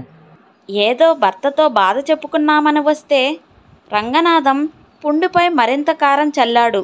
అసలే రాబోయే కోడలు గయ్యాలిలా ఉందే అనుకుంటున్న కాంతమ్మకు రంగనాథం మాటలు మరింత బాధను కలిగించాయి. పోనీలే అత్తయ్య, మామయ్య మాటలు ఏం పట్టించుకోకు. ఆయన బాధలో ఉన్నారు, అందుకే అలా మాట్లాడారు. నీకు ఏ కష్టం రాకుండా చూసుకోవడానికి నేనున్నాను కదా. నువ్వు కూడా మాతో పాటే ఉండు. కానీ నేను ఎక్కడో దగ్గర ఉద్యోగం చూసుకొని మీ దగ్గరే ఉండిపోతాను. అయినా ఏదో మాట వరుస కనింటాడు, కానీ బావు మాత్రం అలా చేయలే అత్తయ్య. బాధపడకు. ఎన్ని బాధలు పెట్టానే నిన్ను. చిన్నప్పటి నుండి నీకు సరిగ్గా అన్నం కూడా పెట్టేదాన్ని కాదు. ఈరోజు నాకు కష్టం వస్తే నువ్వు ఓదారుస్తున్నావా? ఇది అసలు నేను ఊహించలేదు సీత. అకారణంగా నీపై కోపం పెట్టుకొని నీ జీవితాన్ని నాశనం చేశాను కదే. ఉన్న విషయం బయటకు చెప్పలేక కాంతం మనసులోనే ఈ మాట చెప్పుకొని బాధపడుతూ ఉంటుంది. ఇప్పుడు అనుకొని ఏం ప్రయోజనం? కొడుకు ఎక్కడ సీతను పెళ్లి చేసుకుంటాడేమో అని భయపడింది. అసలు సీత తనకేమన్యాయం చేసిందని తన పసితనం నుండి తన దగ్గరే ఉంటూ చెప్పిన మాటల్లా వినింది. అయినా కాంతమ్మకు తన కోపం చల్లారలేదు. ఇప్పుడు రాము తన మాట వినే పరిస్థితిలో కూడా లేడు. పూర్తిగా తను ప్రేమించిన అమ్మాయి వల్లోనే ఉన్నాడని పూర్తిగా అర్థమైంది కాంతమ్మకు. ఇప్పుడు తన జీవితమే అస్తవ్యస్తంగా ఉందని గ్రహించిన కాంతం మొదటిసారిగా బాధ అంటే ఏంటో తెలుసుకుంది. మరుసటి రోజు కాంతం లోపల నుండి బయటికి పరిగెత్తుకుంటూ వస్తుంది. తను సరిగ్గా వచ్చే సమయానికి సీత కూడా ఎదురొస్తుంది. సీత తన అత్తయ్య పరిగెట్టుకుంటూ వచ్చేసరికి కంగారు పడి ఏమైందని అడుగుతుంది. సమయానికి వచ్చావే తల్లి. చూడు, ఆ గౌతమి నన్ను కొట్టడానికి వస్తుంది. ఇటువంటి పిల్లని నేనెక్కడ చూడలేదమ్మా. ఈరోజు పండగ కదా అని పులిహోర చేద్దామని అన్నీ సిద్ధం చేశాను. ఆమె వచ్చి నాకు పులిహోర ఇష్టముండదు, నాకు బిర్యానీ చేసి పెట్టు అని అడిగింది. పండగ పూట అటువంటివి చేసుకోకూడదు అన్నాను. అంతే, నాపై భద్రకాళిలా విరుచుకుపడి చివరికి నన్ను కొట్టడానికి నా వెంట పడింది. అక్కడే ఆగు నువ్వు. పెద్దలంటే గౌరవం, మంచి మర్యాద, ఇతరుల ఇంట్లో ఎలా ఉండాలో ఏం తెలీదా నీకు? ఏంటి, మా అత్తయ్యను కొట్టడానికి వచ్చావంట? అడుగు ముందుకు వేశావో ఊరుకునేది లేదు. కొంచెం కూడా నీకు సంస్కారం అనేదే ఉన్నట్టు లేదే. నువ్వెందుకు మాట్లాడుతున్నావు? ఇది నేను వచ్చే ఇల్లు. అన్నీ నాకు నచ్చినట్టే జరగాలి. ఆంటీ నేను చెప్పిన మాట కాదన్నారు. నా సంగతేందో చూపిద్దామని వెనకపడ్డాను. అయినా నీకెందుకు? నువ్వెవరివి ఈ విషయాలన్నీ అడగడానికి? అయినా నీకెందుకు? రేపో మాపో పెళ్లి చేసుకొని వెళ్ళిపోయేదానివి. మా ఆంటీ అంకుల దయాదాక్షణ మీద ఉంటున్నావు. మా విషయాల్లో నువ్వెందుకు జోక్యం చేసుకుంటున్నావు? ఈ ఇంటికి వచ్చేదానివి అని నీకేమాత్రం ఉన్నా నువ్వు ఇలా ప్రవర్తించేదానివే కాదు. నా సంగతి అటు ఉంచులే, కానీ ముందు నీ బుద్ధి సరిగ్గా ఉందో లేదో చూసుకో. ఆంటీ అంకుల్ అంటున్నావు, వాళ్ళని మర్యాదగా చూసుకోవాలని తెలియదా నీకు? తను మా అత్తయ్య. మా అత్తను ఒక్క మాటన్నా నేను ఊరుకునేదే లేదు. నువ్వు ఈ ఇంటికి రాబోతున్నావు. నేను చిన్నప్పటి నుండి ఇక్కడే ఉన్నాను. ముందు ఇప్పుడు నా ఇల్లు, తర్వాత ఎప్పుడో నీదే అవుతుంది. నాకు అడగడానికి పూర్తి హక్కు ఉంది. ఇలా ఇద్దరూ గొడవ పడుతూ ఉండంగానే అక్కడికి రాము వస్తాడు. ఎందుకు వాదించుకుంటున్నారు, ఏం జరిగిందని అడుగుతాడు. వెంటనే తల్లి కల్పించుకొని జరిగింది మొత్తం చెప్పి, అది రాము విషయం. చూడు, నువ్వు ప్రేమించినానని చెప్పి తీసుకువచ్చిన అమ్మాయి, ఆమె ప్రవర్తన ఎలా ఉందో చూస్తున్నావా? నా వల్ల కాదు. నిన్నటికి నిన్న నన్ను మీ నాన్నని ఇంటిలో నుంచి గెంటేసి వృద్ధ ఆశ్రమంలో జాయిన్ చేస్తాను అని చెప్పింది. మొన్న ఆస్తి వివరాలు అడిగింది. ఇక ఈరోజు చూస్తే ఏకంగా నన్ను కొట్టడానికే నా వెంట పడింది. అమ్మో, ఈ గయ్యాలతో పడడం నా వల్ల కాదు. రాము, నిజంగా నువ్వు నా మాట వినేవాడివి అయితే ఈ అమ్మాయిని మాత్రం పెళ్లి చేసుకోకు. బుద్ధి గడ్డి తిని సీతను మాత్రం పెళ్లి చేసుకోవద్దు అని చెప్పాను. తప్పంతా నాదే, ఒప్పుకుంటున్నాను. ఇంత కష్టపెట్టినా సీత నా గురించే ఆలోచించింది. ఇంత కష్టపెట్టినా సీత నా కోసమే ఆలోచించింది. చివరకు గౌతమితో నా కోసమే దెబ్బలాడుతుంది. పాపం సీత, తనని నేను ఎంత బాధ పెట్టానో నాకిప్పుడు అర్థమవుతుంది. రాము, ఆ అమ్మాయిని ఇక్కడి నుండి వెంటనే పంపించాయి. ఒక్క సెకను తను ఇక్కడ ఉన్నా నేనేం చేస్తానో నాకే తెలీదు. అమ్మా, బాగా ఆలోచించి చెప్తున్నావా? నువ్వు చెప్పావనే నేను సీతను వద్దనుకొని ఈ అమ్మాయిని ప్రేమించి తీసుకొని వచ్చాను. నువ్విప్పుడు గౌతమిని కూడా వద్దంటున్నావు. నీ మాట వినాలని నేనెంత ప్రయత్నిస్తున్నానో, కానీ నువ్వేమో మాట మార్చేస్తున్నావు. ఖచ్చితంగా ఒక మాట చెప్పేయి. గౌతమి ఇప్పుడు వెళ్ళిపోయిందంటే మళ్ళీ రాదు. నువ్వేం చెప్తే అదే చేస్తాను. నీకిష్టం లేదనే కదా సీతతో మాట్లాడలేదు. నువ్వు ఇప్పుడు కానీ ఇష్టమని మాట్లాడమని పెళ్లి చేసుకోమని చెప్పావంటే తర్వాత మాట మార్చడానికి వీల్లేదు. అది మాత్రం గుర్తుపెట్టుకో. బాగా ఆలోచించుకొని చెప్పు. ఇంకా ఆలోచించేది ఏంటి రాము? నన్ను కొట్టడానికి వస్తుందంటుంటే అయినా సీత లాంటి బంగారు తల్లిని కళ్ళ ముందు పెట్టుకొని తనని ఇన్ని రోజులు బాధ పెట్టి కష్టపెట్టినందుకు నాకు ఇదే తగిన శాస్తి. ఇక చాలు, నా తప్పు నేను తెలుసుకున్నాను. నువ్వు మాత్రం సీతనే పెళ్లి చేసుకో. ఇక మాట మార్చేదే లేదు. ఖచ్చితంగా సీతని పెళ్లి చేసుకో. సీతను రామును దగ్గరికి తీసుకొని తను చేసిన తప్పును ఒప్పుకొని వాళ్ళిద్దరికీ పెళ్లి చేస్తుంది. అనుకోకుండా ఇలా జరిగినందుకు సీత చాలా సంతోషపడుతుంది. రాము సీత ఎంతో అన్యోన్యంగా ఉండసాగారు. ఒకరోజు వాళ్ళిద్దరూ మాట్లాడుతూ ఉండంగా రాము తండ్రి వస్తాడు. రంగనాథన్ చాలా కోపంగా ఉంటాడు. రండి నాన్న, ఎందుకు అంత కోపంగా ఉన్నారు? ఏం జరిగింది? మీ ఇష్ట ప్రకారమే సీతను పెళ్లి చేసుకున్నానుగా. నేను గమనిస్తూనే ఉన్నాను. మా పెళ్లి జరిగినప్పుడు కానీ ఆ తర్వాత కానీ ఎందుకో మీరు అసంతృప్తిగానే అనిపిస్తుంది నాకు. ఏంటి కారణం నాన్న? చివరకు అంతా మంచి జరిగిందని నాకు సంతోషంగానే ఉంది. పాపం తనకి చివరికి న్యాయమే జరిగింది. లేదంటే నువ్వు మీ అమ్మ కలిసి తన జీవితం నాశనం చేసేవాళ్లే కదా. ఏరా, చిన్నప్పటి నుండి సీత సీత అని మాట్లాడుతూ తిరిగేవాడివి. ఎంతో ప్రేమ వలకపోసేవాడివి. అలాంటిది ఇంకో అమ్మాయిని ప్రేమించి ఇంటికెలా తీసుకువచ్చావు? మీ అమ్మ వద్దు అనగానే ఆ అమ్మాయిని ప్రేమించడం ఆపేశావా? ఇంతలో ఆమె సరిగ్గా నడుచుకోలేదు కాబట్టి దేవుడి దయవల్ల మీ అమ్మ మనసు మారి సీతను పెళ్లి చేసుకోమని చెప్పింది. ఒకవేళ అలా జరక్కన ఉనింటే, గౌతమి బాగా నడుచుకొని మీ అమ్మకి నచ్చి ఉనింటే సీత జీవితం ఏమైపోయి ఉండేది? పాపం ఇది ఎంత కుమిలిపోయిందో తెలుసా నీకు? ఏదో తప్పనిసరి మీ అమ్మ చెప్పింది కాబట్టి చేసుకున్నావు. చెప్పావు కదా అమ్మ మాట జవదాటనని.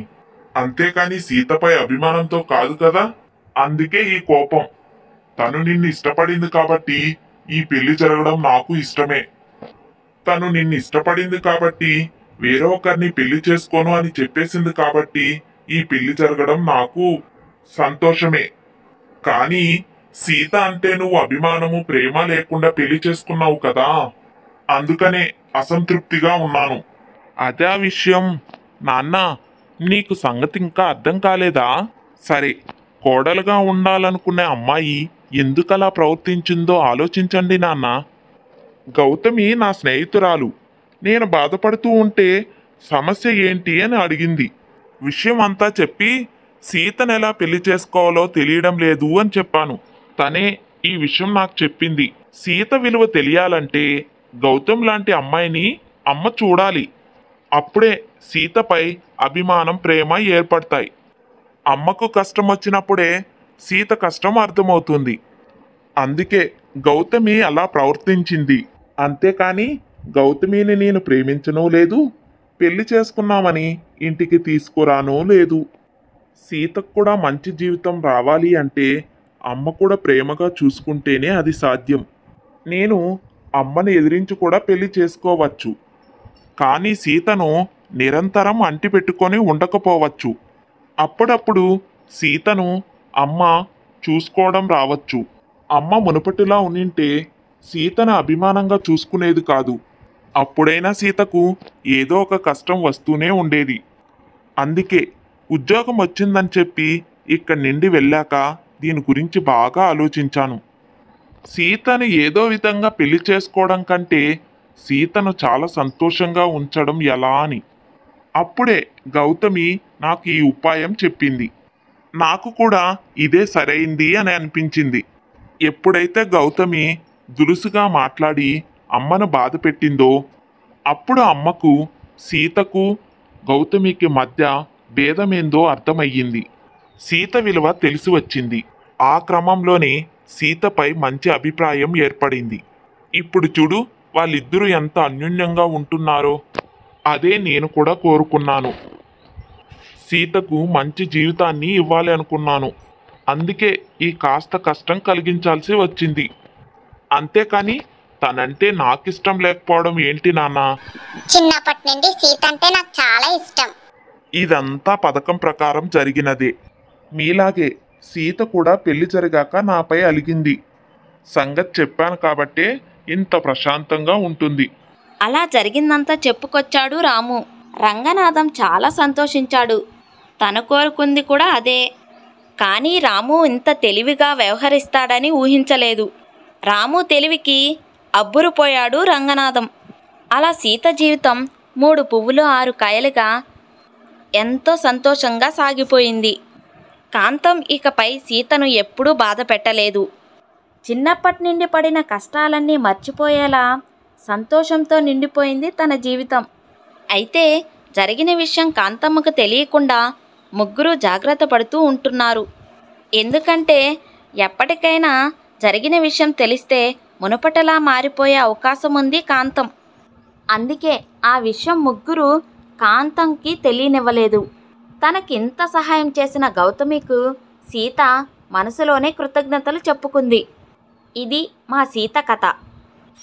అది రాజానగరం అనే ఒక గ్రామం. ఈయన పేరు రాఘవయ్య. ఈయన తన గ్రామంలో 20 ఎకరాల ఆసామి. ఆయన చాలా కష్టపడి ఆ పొలాన్ని సంపాదించాడు. తన తండ్రి 5 ఎకరాలు తనకి ఇస్తే 20 ఎకరాలు చేశాడు. రాఘవయ్య ఎంతో మంచివాడు. రాఘవయ్య భార్య జానకమ్మ కొడుకు పుట్టిన 2 ఏండ్లకే అనారోగ్యంతో చనిపోయింది. రంగణ్ణి రాఘవయ్య ఎంతో ప్రేమగా తల్లి లేని లోటు తెలియకుండా పెంచాడు. కానీ రంగడు సోమరపోతులా తయారయ్యాడు. ఏరా రంగా, అలా ఖాళీగా కూర్చోకపోతే మన పొలంలో బోలెడంత పనుంది, చెయ్యొచ్చు కదా. నేను ఒక్కడిని ఎంతకాలం కష్టపడను? నాకు వయసు మీద పడుతుంది. ఇన్నేళ్లుగా కష్టపడ్డాను. ఇకపై నువ్వు కూడా నాకు సహాయం చేస్తే కాని మనం ఈ పని చెయ్యలేము. నాకు నువ్వు తప్ప ఇంకెవరు సహాయం చేస్తారు? పద, పొలానికి వెళ్దాం. బాబోయ్, పొలానికా? నేను రాలేను నాన్న. నాకసలు ఇష్టముండదు. అయినా కష్టపడాలి, పని చేయాలి అంటున్నారేంటి? 20 ఎకరాల పొలం ఉంది. ఇంతకంటే మరేం కావాలి? దాన్ని ఎవరికైనా కవులకి ఇచ్చామంటే వాళ్ళే పని చేసి పెడతారు. మీరు కూడా పని చేయాల్సిన అవసరం లేదు. మీరేమో నా మాట వినరు. ఎప్పుడు చూసినా కష్టపడుతూనే ఉంటారు. ఈ వయసులో మీకు కష్టం వద్దు అనుకుంటే కవులకివ్వచ్చు కదా. దాని నుండి ఆదాయం అదంతటికి అదే వస్తుంది. ఇక మనం పని చేయాల్సిన అవసరం ఏముంది? సరిపోయింది. కవులకిచ్చి పని చేసేటట్టయితే ఆ పని ఎప్పుడో చేసేదాన్ని. ఇన్నాళ్ళెందుకు కష్టపడతాను? నేను కష్టపడ్డాను కాబట్టే 5 ఎకరాలు 20 ఎకరాలు అయ్యింది. నీలాగా సోమరపోతులా ఉనింటే 5 ఎకరాలు కాస్త 2 అయ్యిండేది.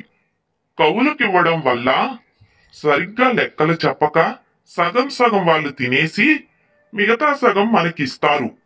పని చేసుకుంటూ పోతేనే మనకు కూడా ఆరోగ్యం. నీలా సోమరపోతులా ఉంటే నీకు నువ్వే భారం అయిపోతావు. నా మాట విను. మీరెలాగా అపోహ పడకండి.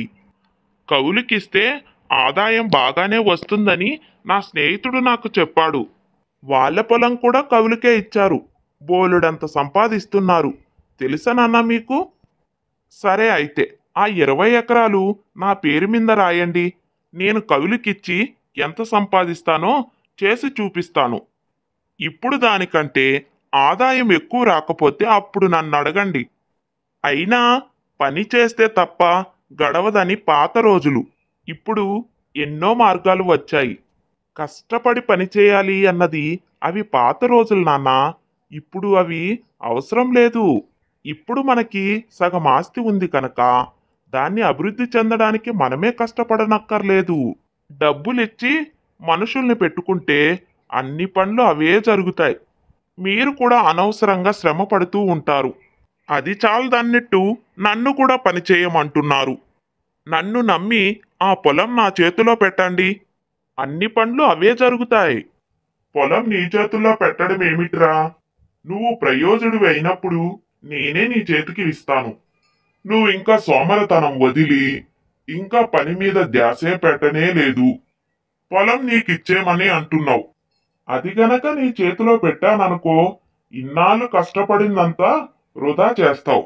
నాకివ్వడానికి కాకపోతే ఎవరి కోసం నాన్న ఇదంతా? ఎప్పుడు చూస్తూ ఉంటాను. నేనెప్పుడు డబ్బులు అడిగినా నేను అడిగినంత డబ్బులు నా చేతిలో పెట్టనే పెట్టవు.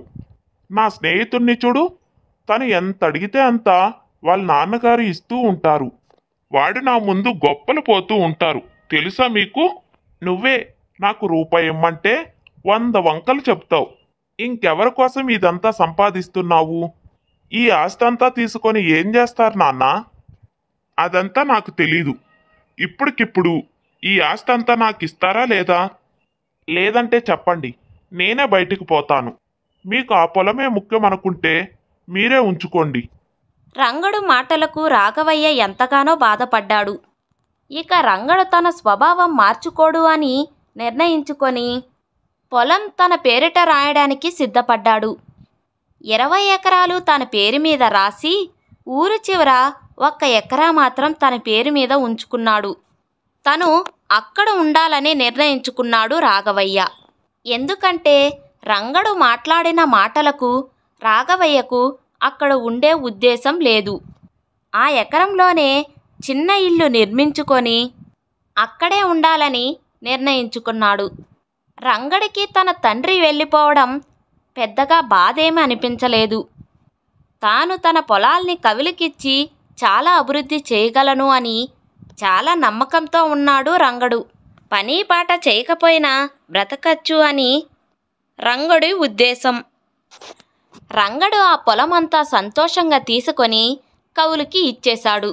ఇక చేతిలో బోలెడంత డబ్బు ఉండడంతో స్నేహితులతో తిరగడానికి అలవాటు పడ్డాడు. తను బోలెడంత డబ్బులు సంపాదిస్తాడని, తన తండ్రి ఆ డబ్బులు చూసి తన దగ్గరికి తిరిగి వస్తాడని అనుకున్నాడు రంగడు. అయితే తన చేతిలో బోలెడంత డబ్బు ఉండడంతో తన స్నేహితులు తనల్ని వదిలిపెట్టేవాళ్లే కాదు. ఎప్పుడూ రంగణ్ణి పొగుడుతూ తన అవసరాల్ని తీర్చుకుంటూ ఆనందంగా గడిపేవారు. ఈ సంగతులేమీ అర్థం చేసుకొని రంగడు తన కోరుకున్న జీవితం తనకు లభించిందని ఆనందపడ్డాడు. అలా కొంతకాలం గడిచింది. కొన్నాళ్ళకి కవులకిచ్చిన పొలం నష్టాల్లో ఉన్నదని తెలిసింది. అదేంటండి అలా అంటున్నారు? మా నాన్నగారు ఉన్నప్పుడు ఎంత పండేదో, దానికి ఎంత లాభం వచ్చేదో నాకు మాత్రమే తెలుసు. ఇప్పుడు మీరు పండడానికి పనికిరాదు అని చెప్తున్నారు. మీకు కవులకిచ్చి నేను చాలా తప్పు చేశానని అనిపిస్తుంది. బాబు, మీకు నమ్మకం లేకపోతే మీ పొలం మీరే తీసుకొని సాగు చేసుకోండి. నన్నండం దేనికి? మీ నాన్నగారు ఏం చేసేవారో నాకు తెలీదు. నాకు తెలిసిన పద్ధతిలో నేను చేశాను. కానీ అది ఏమాత్రం పండలేదు. దానికి నేను బాధ్యుణ్ణి కాదు. అలా పంట నష్టం రావడంతో ఆ సంవత్సరం రంగడు చాలా ఇబ్బందులే పడ్డాడు. అయితే జరిగిన దాని గురించి తన స్నేహితులను అడిగితే వాళ్ళు కూడా నిర్లక్ష్యంగానే సమాధానం చెప్పారు. రంగడి దగ్గర ఉన్న డబ్బులంతా అయిపోవచ్చింది. స్నేహితులకి, సరదాలకి, విలాసాలకే ఖర్చంతా పెట్టేశాడు. నెమ్మదిగా రంగడి దగ్గరికి తన స్నేహితులు రావడం కూడా తగ్గిచ్చేశారు. డబ్బు ఇవ్వలేకపోతున్నాడు కాబట్టి ఇక రంగడితో వాళ్లకు పని లేదు. జరిగిందంతా తండ్రికి ఎలా చెప్పాలో రంగడికి పాలుపోలేదు. అలా అని చేతిలో ఉన్న పొలాన్ని వ్యవసాయం చేసి పండిద్దామంటే రంగడికి వ్యవసాయమే రాదు. అలా దిగాలుగా రంగడు కూర్చోనుండగా అటక మీద ఒక పుస్తకం కనిపించింది. ఆ పుస్తకం ఎప్పుడు తను చూడనే లేదు. ఎందుకో ఆ పుస్తకంలో ఏముందోనని ఆశ్చర్యంగా ఆ పుస్తకం తీశాడు. రంగడు ఆ పుస్తకం మొదటి పేజీ చూడగానే, కష్టపడి నీ దగ్గర ఉన్న పొలంలో పనిచేయి, నువ్వు విజయం సాధిస్తావు అని రాసి ఉంది. రంగడికి అది చూడగానే విసుగొచ్చింది. అబ్బా, ఇక్కడ కూడా పని చేయడం గురించేనా? ఇదెక్కడ గొడవరా బాబు? నాకేమో ఏదన్నా పని చేయాలంటే విపరీతమైన బద్ధకం. సరే, తర్వాత పేజీలో ఏముందో చూద్దాం. రంగడు తర్వాత పేజీ తీసి చూశాడు. అందులో ఇలా రాసి ఉంది: అడవికి ఉత్తర దిక్కుకి ఎప్పుడూ వెళ్ళకు. అనుకోని సంఘటనలు జరుగుతాయి. ఇది చూసేసరికి రంగడు ఆలోచనలో పడ్డాడు. అనుకోని సంఘటనలు అంటే ఏమిటో? ప్రమాదం అయితే మాత్రం అక్కడ ఏముందో చూడాలని ఆతృతగా ఉంది. ఒకవేళ ఏదైనా కలిసి రావచ్చు కదా, ఏదైనా నిధి దొరకచ్చు. అయితే ఈ అడవికి ఉత్తర దిక్కున వెళ్దాం. అలా అనుకున్నాడు రంగడు.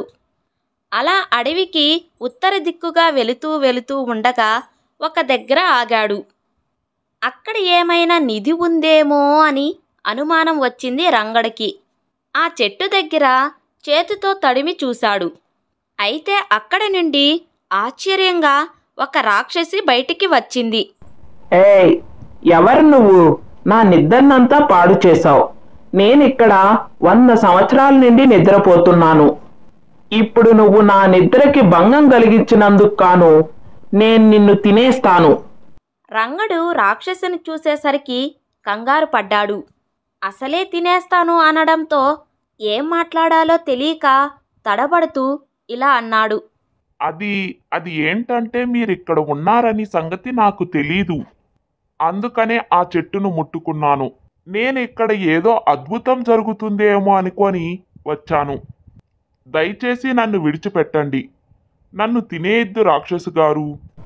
నేను నిద్ర లేచిన వెంటనే ఏదో ఒకటి తినాలి, లేకపోతే నేను ఉండలేను.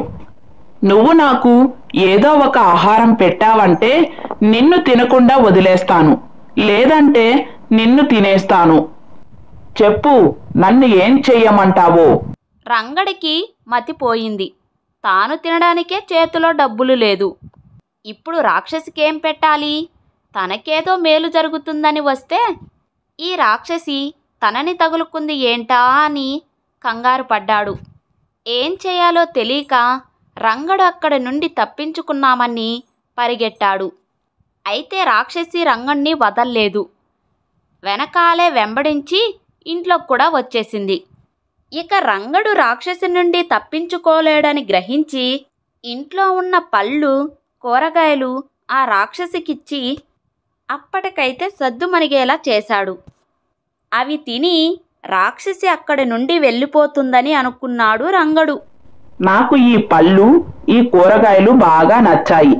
ఇక రోజు నేను ఇక్కడే ఉంటాను. ఇవి రోజు నాకు పెట్టాలి. మీ మానవుల దగ్గర ఏదో రుచికరమైన వంట ఉంటుందంట కదా, అది కూడా నాకు పెట్టాలి. లేదా నువ్వు ఏ రోజైతే నాకు ఆహారం పెట్టవో ఆ రోజు నిన్ను తినేస్తాను. ఏదో పెట్టింది తిని అక్కడి నుండి వెళ్ళిపోతుంది, తనని వదిలేస్తుంది అనుకున్న రాక్షసి ఇక నేనిక్కడే ఉండిపోతాను అనడంతో రంగడికి మతిపోయింది. మా ఇంటిలో రోజు మీకు పెట్టడానికి కాయలు, పళ్ళు, ఆహారాలు, కూరలు ఏమీ లేవండి. ప్రతిరోజు నేను కూడా పస్తే ఉంటున్నాను. అలానే అడవిలో ఏమన్నా దొరుకుతుందేమో అని వచ్చాను. ఇక మీకు ప్రతిరోజు పెట్టమంటే నేనెలా పెట్టను? మీరే చెప్పండి. ఆ పక్కనే ఉన్న పొలం మీదేనా? ఎంత చక్కగా ఉంది. దాన్ని గాని సాగు చేశావంటే బోలెడంత పంట పండుతుంది. అంత పొలం పెట్టుకొని ఇంటిలో తినడానికి ఏమీ లేదు అంటున్నావు. నువ్వు సోమరిపోతులా ఉన్నావే. రంగడు రాక్షసితో తనకి వ్యవసాయం రాదని, తను ఎప్పుడూ ఆ పని చెయ్యలేదని రాక్షసితో చెప్తాడు. అయినా రాక్షసి రంగణ్ణి వదిలిపెట్టలేదు. తను వ్యవసాయం చేసి పంట పండి తనకు ఆహారం పెట్టవలసిందే అని బలవంతం చేసింది. అలా కాని చెయ్యకంటే రంగణ్ణు తినేస్తాను అనింది. ఇక రంగడికి ఆ పొలాన్ని దున్ని పంట పండించడం తప్ప వేరే మార్గం కనిపించలేదు. అందులో మెలకువలు కూడా రాక్షసే చెప్పింది. ఆ రాక్షసి దగ్గర సలహాలు తీసుకుంటూ నెమ్మదిగా వ్యవసాయం నేర్చుకున్నాడు రంగడు. పొలంలో పనిచేసి వచ్చి రాక్షసికి కావలసినవన్నీ ప్రతిరోజు పెట్టేవాడు. అప్పుడప్పుడు వండి కూడా పెట్టేవాడు. రాక్షసి సంతోషంగా అక్కడే కాలం గడపసాగింది. ఏ పూటైనా పెట్టకపోతే రంగణ్ణు తినేస్తానని భయపెట్టేది. దాంతో రంగడికి వేరే అవకాశమే లేకపోయింది. అలా ఒకరోజు పొలంలో రంగడు దున్నుతూ ఉండంగా అనుకోకుండా ఏదో తగిలిన శబ్దం వస్తుంది. రంగడు అక్కడికి వచ్చి తవ్వి చూస్తాడు. అందులో డబ్బు, బంగారం, నిధులు ఉన్నాయి. రంగడు తన కళ్ళను తానే నమ్మలేకపోయాడు. చాలా సంతోషపడి ఆ నిధితో తన జీవితం ఇక స్థిరపడినట్టే అని సంతోషపడ్డాడు. అయితే ఆ నిధి ఎంతో కాలం నిలవలేదు. ఆ నిధిని రంగడితో పాటు రాక్షసి కూడా చూసేసింది. అరే, ఎంత డబ్బు, ఎంత బంగారం! ఈ నిధి అంతా నాకే కావాలి. ఈ నిధిని నాకివ్వకపోయావో నిన్ను తినేయడం ఖాయం. అలా రంగణ్ణి భయపెట్టింది రాక్షసి. ఇక రంగడు చేతికందిన అవకాశం అందిపుచ్చుకోలేక ఎంతో బాధపడి చేతులారా ఆ నిధిని రాక్షసికి వదిలేసి నోరు మూసుకొని ఉండవలసి వచ్చింది. చాలా బాధపడుతూ ఇంట్లో కూలబడ్డాడు రంగడు. అప్పుడే పుస్తకం గుర్తుకు వచ్చింది. ఆ పుస్తకంలో మొదట పొలంలో బాగా దున్నమని, బాగా కలిసి వస్తుందని రాసి ఉంది. రంగడగాన విని ఆ పని ముందే చేసి ఉంటే ఆ నిధి తనకే దక్కేది. అప్పుడు ఆ రాక్షసి తనని పట్టుకునేదే కాదు. అప్పుడు తన బద్ధకంతో పొలంలో దున్నమని వచ్చిన దాన్ని వదిలేసి వద్దని పనిని చేసి రాక్షసిని తన వెంట తెచ్చుకున్నాడు. రంగడికి చాలా బాధ వేసింది.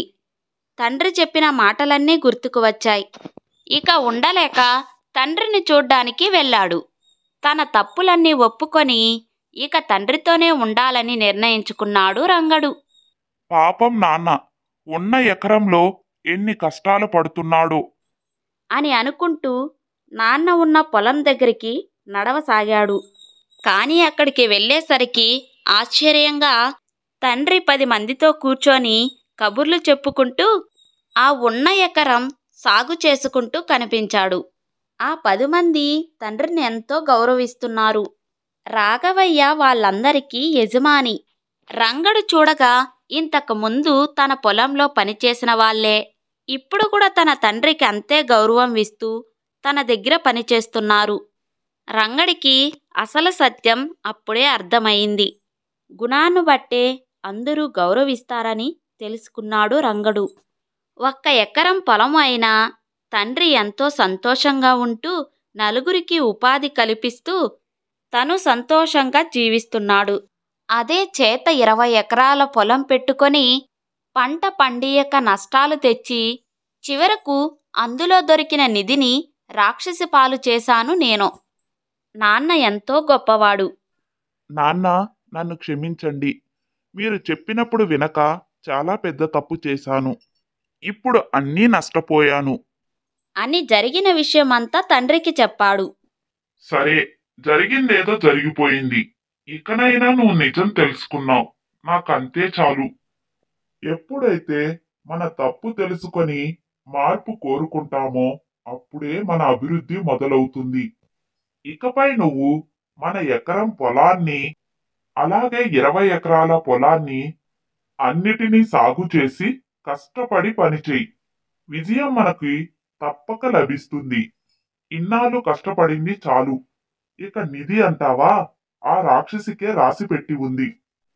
దాని గురించి చింతించడం మానేసి మన దగ్గర ఉన్నదే బాగు చేసుకున్నాం, అభివృద్ధి చేసుకున్నాం. నీ బద్ధకం నీకు ఎంత ముప్పు తెచ్చిపెట్టిందో ఇకనైనా అర్థం చేసుకో.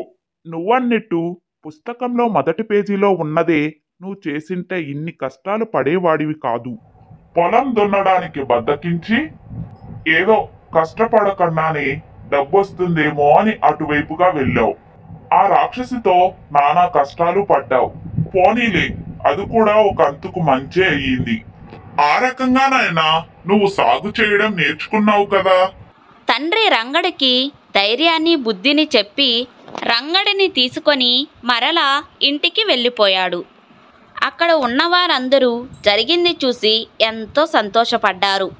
కష్టపడే తత్వం ఉన్నవాడు కనుక రాఘవయ్య మరలా కొన్ని రోజులకే రంగడు సహాయంతో పొలంలో మరలా పంట పండించాడు.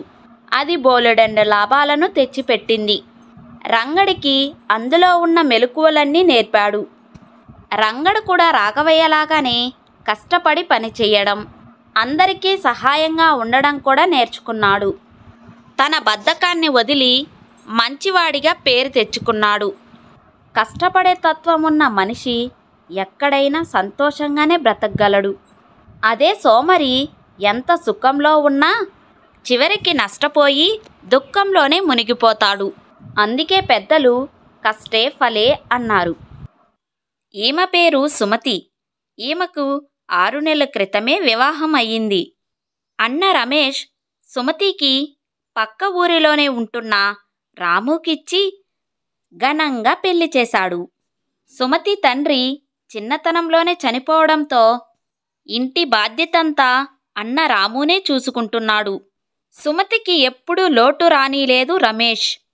ఎంతో ప్రేమగా అల్లారుముద్దుగా పెంచాడు. అన్ని రకాల యోగ్యుడైన రాముకిచ్చి ఏ లోటు లేకుండా పెళ్లి జరిపించాడు. రామ్మ సుమతి, అదేంటే అల్లుడుగారు కనిపించడం లేదు? ఎప్పుడు ఇంటికి వచ్చినా ఇంటిదాకా వచ్చి లోపలికి వెళ్ళి కాఫీ తాగే వెళతారు కదా. ఈరోజు నిన్ను ఎక్కడ దింపారు? ఒక్కదానివే నడుచుకుంటూ వస్తున్నావు. ఆయన దింపకపోతే నేను రాలేనా ఏంటమ్మా? నేను బస్సెక్కి వచ్చాను, ఆయనేం నన్ను దింపలేదు. ఆ ఇంట్లో బ్రతకలేనమ్మా, ఇక నా వల్ల కాదు. అందుకే ఆ ఇంట్లో గొడవ పడి వచ్చేశాను. సుమతి మాటలకు ఆశ్చర్యపోయింది తల్లి. అంత తేలిగ్గా గొడవపడి వచ్చేశాను అంటున్న కూతురుతో ఏం మాట్లాడాలో అర్థం కాక అలా ఉండిపోయింది. ఇంతలో రమేష్ భార్య మాధవి అక్కడికి వచ్చింది. సుమతి, రామ్మ, ముందు లోపలికి రా, వెళ్ళు. అత్తయ్య, విషయాలు ఏమున్నా సరే ఇంట్లో కూర్చొని మాట్లాడుకున్నాం, ముందు లోపలికి రండి. అలా సుమతి లోపలికి వెళ్ళి తన గదిలోకి వెళ్ళి తలుపేసుకుంది. ఇక్కడ మాధవి అత్తగారు ఏం జరిగింటిందా అని దిగులుతో చర్చించుకోసాగారు. ఎన్ని వివరాలు అడిగి చూసినా సుమతి ఆ ఇంట్లో ఉండలేనని, తనకక్కడ ఏమీ బాగోలేదని, తన భర్త తనని బాగా చూసుకోలేదని, ఇక్కడ ఉండనిస్తారా లేకపోతే వెళ్ళిపోమంటారా అని మాట్లాడుతుందే తప్ప అసలు ఏం జరిగిందో చెప్పడం లేదు. మాధవి తల్లి చివరికి అన్న రమేష్ కూడా ఎన్నోసార్లు సుమతిని అడిగి చూశారు. కానీ సుమతి మాత్రం ఒకటే సమాధానం మళ్ళీ మళ్ళీ చెప్పసాగింది. నిదానంగా సుమతిని అడిగి కనుక్కొని చెప్పమ్మా. ఇలా అయితే ఎలా చెప్పు? నేను ఎంతగా అని గట్టిగా మాట్లాడుతాను. అయినా గట్టిగా అడిగితే ఇక్కడ ఉండమంటారా నన్ను వెళ్ళిపోమంటారా అంటుంది. ఒక్కతే ఎక్కడికి వెళ్ళిపోతుంది? ఏ ప్రమాదంలో పడుతుంది? కాబట్టి కొన్ని రోజులు తనని మనశ్శాంతిగా ఉండనిద్దాం. తర్వాత విషయాలు తనే చెబుతుందిలే. నువ్వు కూడా అస్తమానం దాని గురించి అడిగి విసిగించకుండా కాస్త నిదానంగా అడిగి చూడు. నిదానంగా సుమతిని విషయం ఏందని కనుక్కొని చెప్పండి. అలా రమేష్ తల్లికి భార్యకి కూడా సర్ది చెప్పి నిదానంగా ఏం జరిగిందో తెలుసుకోవాలని అనుకున్నాడు. అలా కొన్ని రోజులు గడిచాయి. అలా ఒకరోజు రమేష్ భార్య ఏదో పని ఉందని పక్కూరికి వెళ్ళారు. ఆ రోజు వాళ్ళు ఊరి నుండి వచ్చేసరికి చాలా లేట్ అయిపోయింది. అలా వాళ్ళు ఇంటికి వచ్చేసరికి సుమతి అన్నం వండి తల్లికి పెట్టి తను తిని వాళ్ళకు కూడా చేసిపెట్టి ఉంచింది. వారందరూ కూడా భోజనం చేసిన తర్వాత మాధవి, ఏంటి సుమతి నువ్వు చేసింది? అసలు ఏమాత్రమైనా రుచి పచి ఉందా? పొద్దున్న నుండి ఊరు వెళ్ళి పని చేసుకొని బాగా అలిసిపోయి వచ్చాం. ఆకలి వేస్తుంది కనుక తప్పదని తిన్నాము. వంట ఏమాత్రం బాగోలేదు. ఆ మాత్రం రుచిగా కూడా వండడం రాదా నీకు నేనొచ్చేసరికి మిగతా పనులన్నీ చేసేసి ఉంచుతావని అనుకున్నాను. నేను అలసిపోయి వస్తాను. ఇంటికి వచ్చి పనులన్నీ ఎలా చేసుకోగలుగుతాను? ఇక్కడ చూస్తే ఎక్కడ పని అక్కడే వదిలేశావు. ఇంకా నయం, వంటైనా చేశావు. కానీ ఏదైనా తినాలన్నా రుచిగా ఉండాలి. ఆ విషయం ముందు నువ్వు అర్థం చేసుకో. నువ్వు ఇలా వండుతున్నావు అంటే అక్కడ రాముకు కూడా ఎలా వండి పెట్టావో ఏంటో. చాచా, తన పెళ్లికి 6 నెలల ముందే రమేష్కు మాధవితో వివాహం జరిగింది. చెల్లి పెళ్లి చెయ్యాలంటే తన పెళ్లి తప్పనిసరి అని భావించిన రమేష్ ముందుగా తన పెళ్లి చేసుకున్నాడు. ఇక్కడికి వచ్చినప్పటి నుండి మాధవి అంత కఠినంగా మాట్లాడడం సుమతి ఎరిగి ఉండలేదు.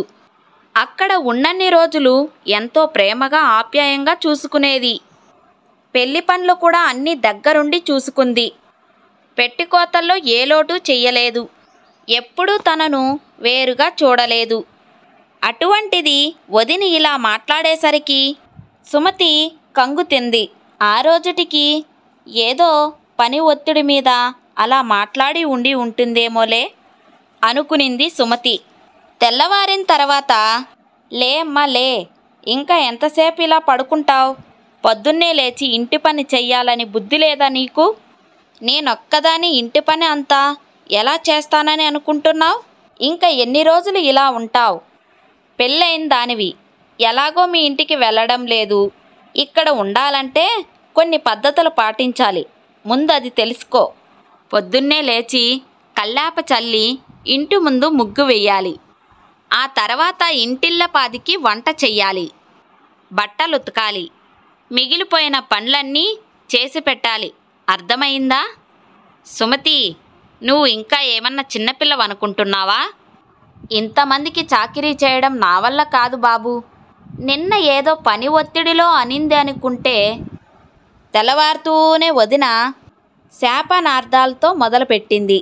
సుమతి అయోమయంలో పడింది. బదులు చెప్పలేక మాట్లాడకుండా లేచి వదిన చెప్పిన పనులన్నీ చేసింది. చివరికి భోజనం సమయం వచ్చేసరికి అందరూ తినేసిన తర్వాత భోంచేయమని చెప్పింది సుమతికి మాధవి. సరే తిందామని చూస్తే అందులో కూర అన్నము ఏదీ సరిపడా లేవు. ఇదేంటి వదినా, అన్నము కూర నాకు ఏమీ మిగల్లేదు. అది కాస్త కాస్త తిని నేనెలా కడుపు నింపుకోగలను?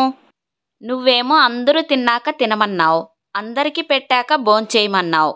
నువ్వు చెప్పిన పనల్లా చేశాను, అలసిపోయాను. విపరీతమైన ఆకలి వేస్తుంది. ఇప్పుడు నేనేం చెయ్యాలి? నాకు మళ్ళీ నువ్వు వండిపెట్టు. బాగుందమ్మా, ఉన్నవాటితో సర్దుకొని భోజనం చెయ్యాలి కానీ మళ్ళీ వండి పెట్టమంటున్నావా? డబ్బులు ఎక్కడి నుండి వస్తుందనుకుంటున్నావు? మీ అన్నయ్య తెచ్చే జీతం మనం ఒక్కపూట తినడానికే సరిపోతుంది. మనమేమైనా 1,00,000 అధికారులు అనుకుంటున్నావా ఏంటి? మళ్ళీ ఇప్పుడు నువ్వు కూడా ఇక్కడే ఉంటున్నావు. మనిషి తింటే వస్తుంది. సర్దుకొని తినేలా ఉంటే ఉండు, లేకపోతే మీ ఇంటికి వెళ్ళిపో. మళ్ళీ మళ్ళీ వండడం ఏమీ ఉండదు. అర్థమవుతుందా? సుమతికి దుఃఖం ముంచుకొచ్చింది.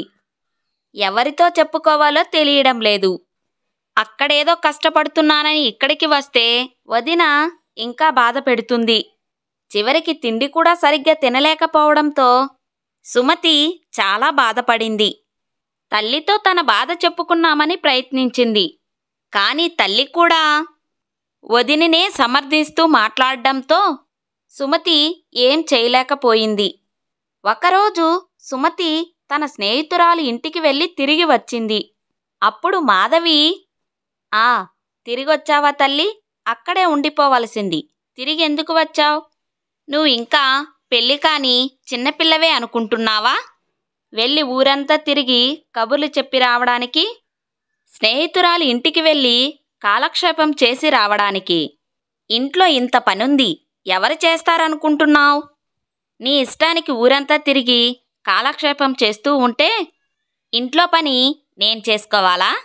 కానీ ఇంకెప్పుడు అక్కడికి వెళ్ళడం, ఇక్కడికి వెళ్ళడం, స్నేహితురాలు ఇంటికి వెళ్ళడం అలాంటివి పెట్టుకోకు. ఇంట్లో పనంతా చేసిన తర్వాత అప్పుడు నన్ను అడుగు.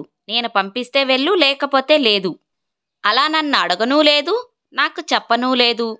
నీ ఇష్టానికి నువ్వు ఎక్కడికి పడితే అక్కడికి వెళ్ళొచ్చు అని నీకెవరు చెప్పారు? జాగ్రత్త, ఇకపై ఇలాంటివి జరిగాయంటే ఊరుకోను. మాధవి అంటున్న మాటలు తల్లి కూడా వింటూనే ఉంది. పక్కనే నిలబడింది తప్ప ఒక్క మాట కూడా మాట్లాడడం లేదు మాధవిని. అదంతా చూసి సుమతికి మతిపోయింది. ఏంటమ్మా నువ్వు? వదిన నన్ను అన్ని మాటలు అంటుంటే నువ్వు ఒక్క మాట కూడా తిరిగి అనడం లేదు. కనీసం ఆగమని కూడా చెప్పడం లేదు. నా స్నేహితురాలి ఇంటికి వెళ్ళడానికి కూడా నాకు అవకాశం లేదా? నేనింట్లో బ్రతుకుతున్నానా, జైల్లో బ్రతుకుతున్నానా? అసలు వదిన ఏం మాట్లాడుతుంది? నాకు పెళ్లి కాకముందు ఎంతో ప్రేమగా ఆప్యాయంగా చూసుకునేది. ఇప్పుడు 4 రోజులు నేనిక్కడ ఉండడంతో అంత చులకనైపోయానా? పని చేయమంటుంటే కూడా నేను మాట్లాడకుండా చేస్తున్నాను. నాకు తిండి కూడా సరిగ్గా పెట్టడం లేదు. నీతో చెప్పినా నువ్వు పట్టించుకోవడం లేదు. ఇప్పుడు చూస్తే నేనింటి నుండి బయట అడుగు పెట్టాలంటే తను చెప్తేనే వెళ్ళాలి అంటూ చేస్తుంది. నేనేమైనా బానిసనమ్మా? నువ్వు ఇక్కడే నిల్చొని చోద్యం చూస్తున్నావు కానీ అసలు అడ్డు చెప్పడం లేదు. నీకేం బాధ అనిపించడం లేదా అమ్మా? సుమతి, నాకు ఆరోగ్యం బాగోలేక ఏ పని చేయలేకపోతున్నాను. కానీ మీ వదిన ఇంట్లో అన్ని పనులు చక్కబెట్టి నన్ను కూడా దగ్గరుండి చూసుకొని సేవలు చేస్తుంది. ఏ రోజు తను నాకు సేవలు చేయడానికి విసుక్కోలేదు. అన్నయ్యను ఒక్క మాట అనలేదు. నువ్వన్నిట్టు నిన్నొక్క మాట అనడం నేను ఎరిగి చూడలేదు. నీ పెళ్లి కూడా ఎంత శ్రద్ధగా చేసిందో నీకు కూడా తెలుసు. నీకు పెట్టుకోతల విషయంలో ఏ రోజు కలగజేసుకోలేదు.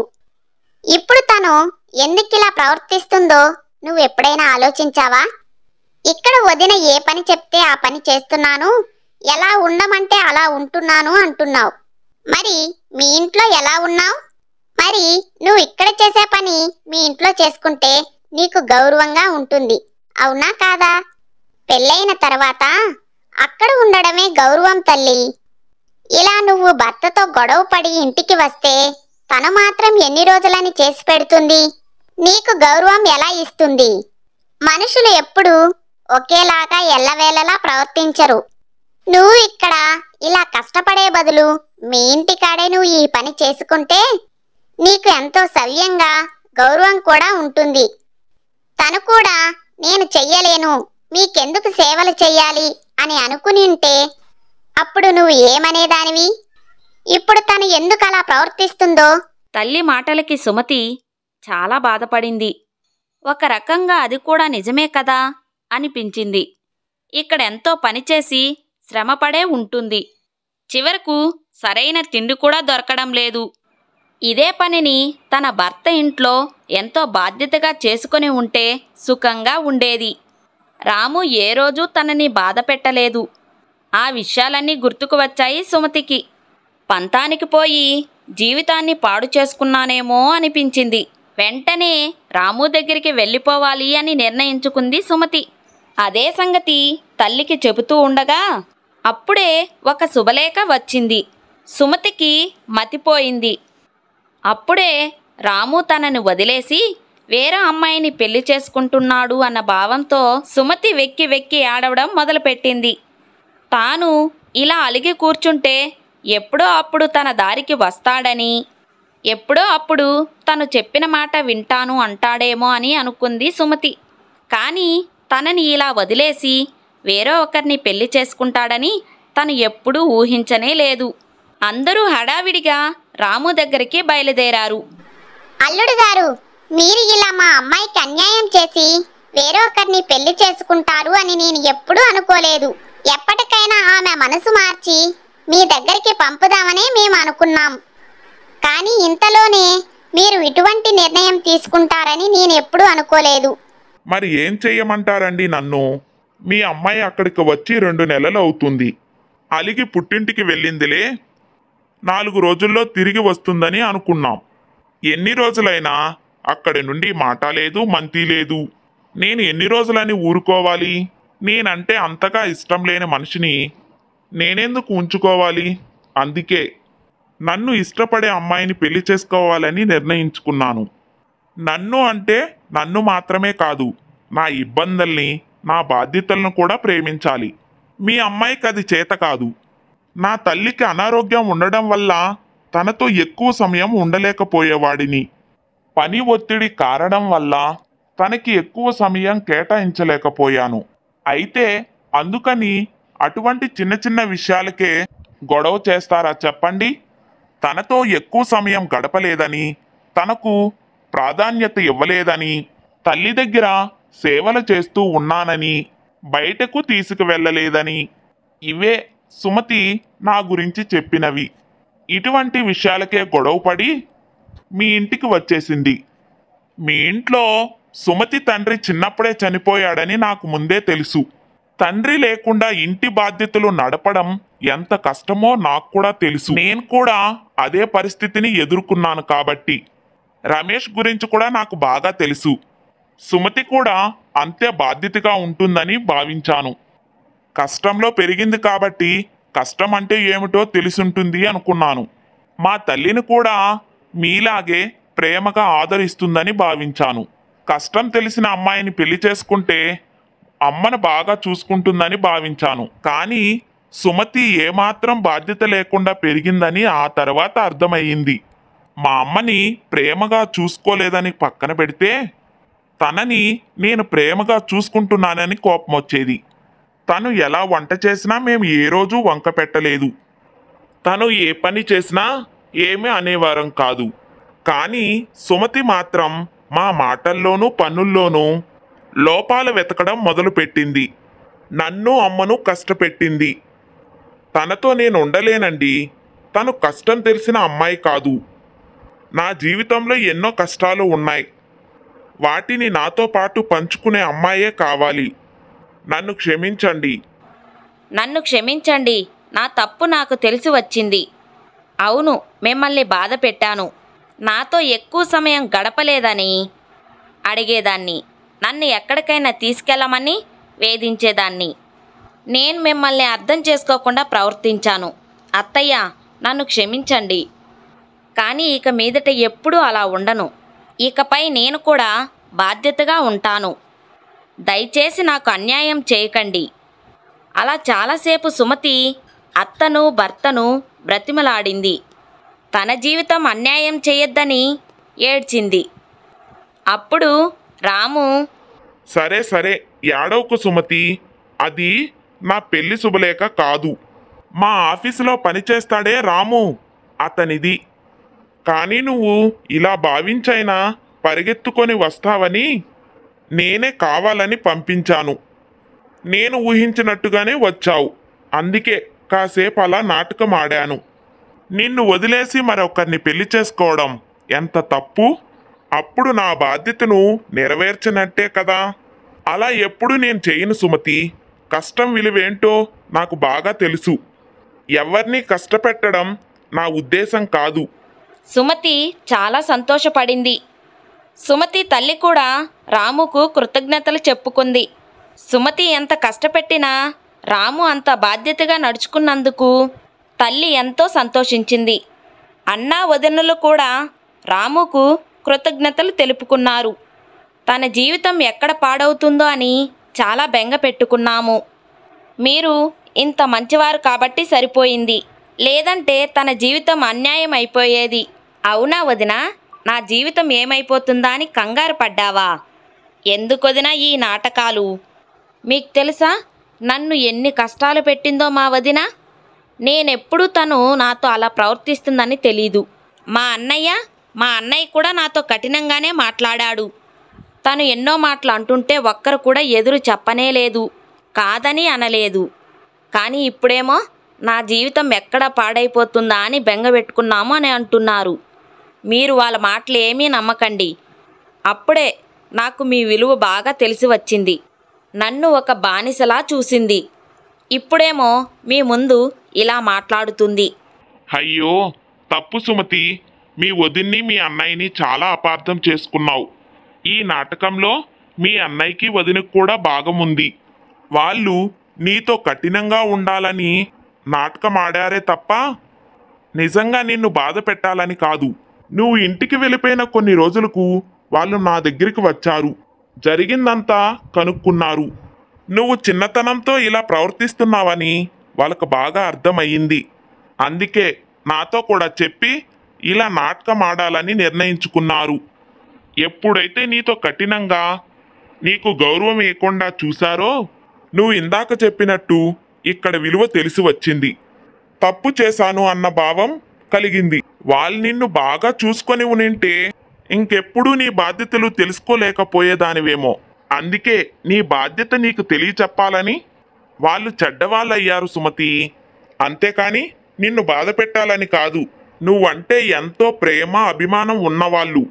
మీ వదిన నేను చెడ్డదాన్నైనా పర్వాలేదు, నీ జీవితం బాగుంటే చాలు అనుకుంది. ఈ పెళ్లి నాటకం నేను ఆడడం కూడా వాళ్ళకి తెలుసు. అంతా నీ తప్పు నువ్వు తెలుసుకోవడం కోసమే. సుమతి ఆశ్చర్యపోయింది. అన్నకు వదినకు కూడా క్షమాపణ చెప్పుకుంది.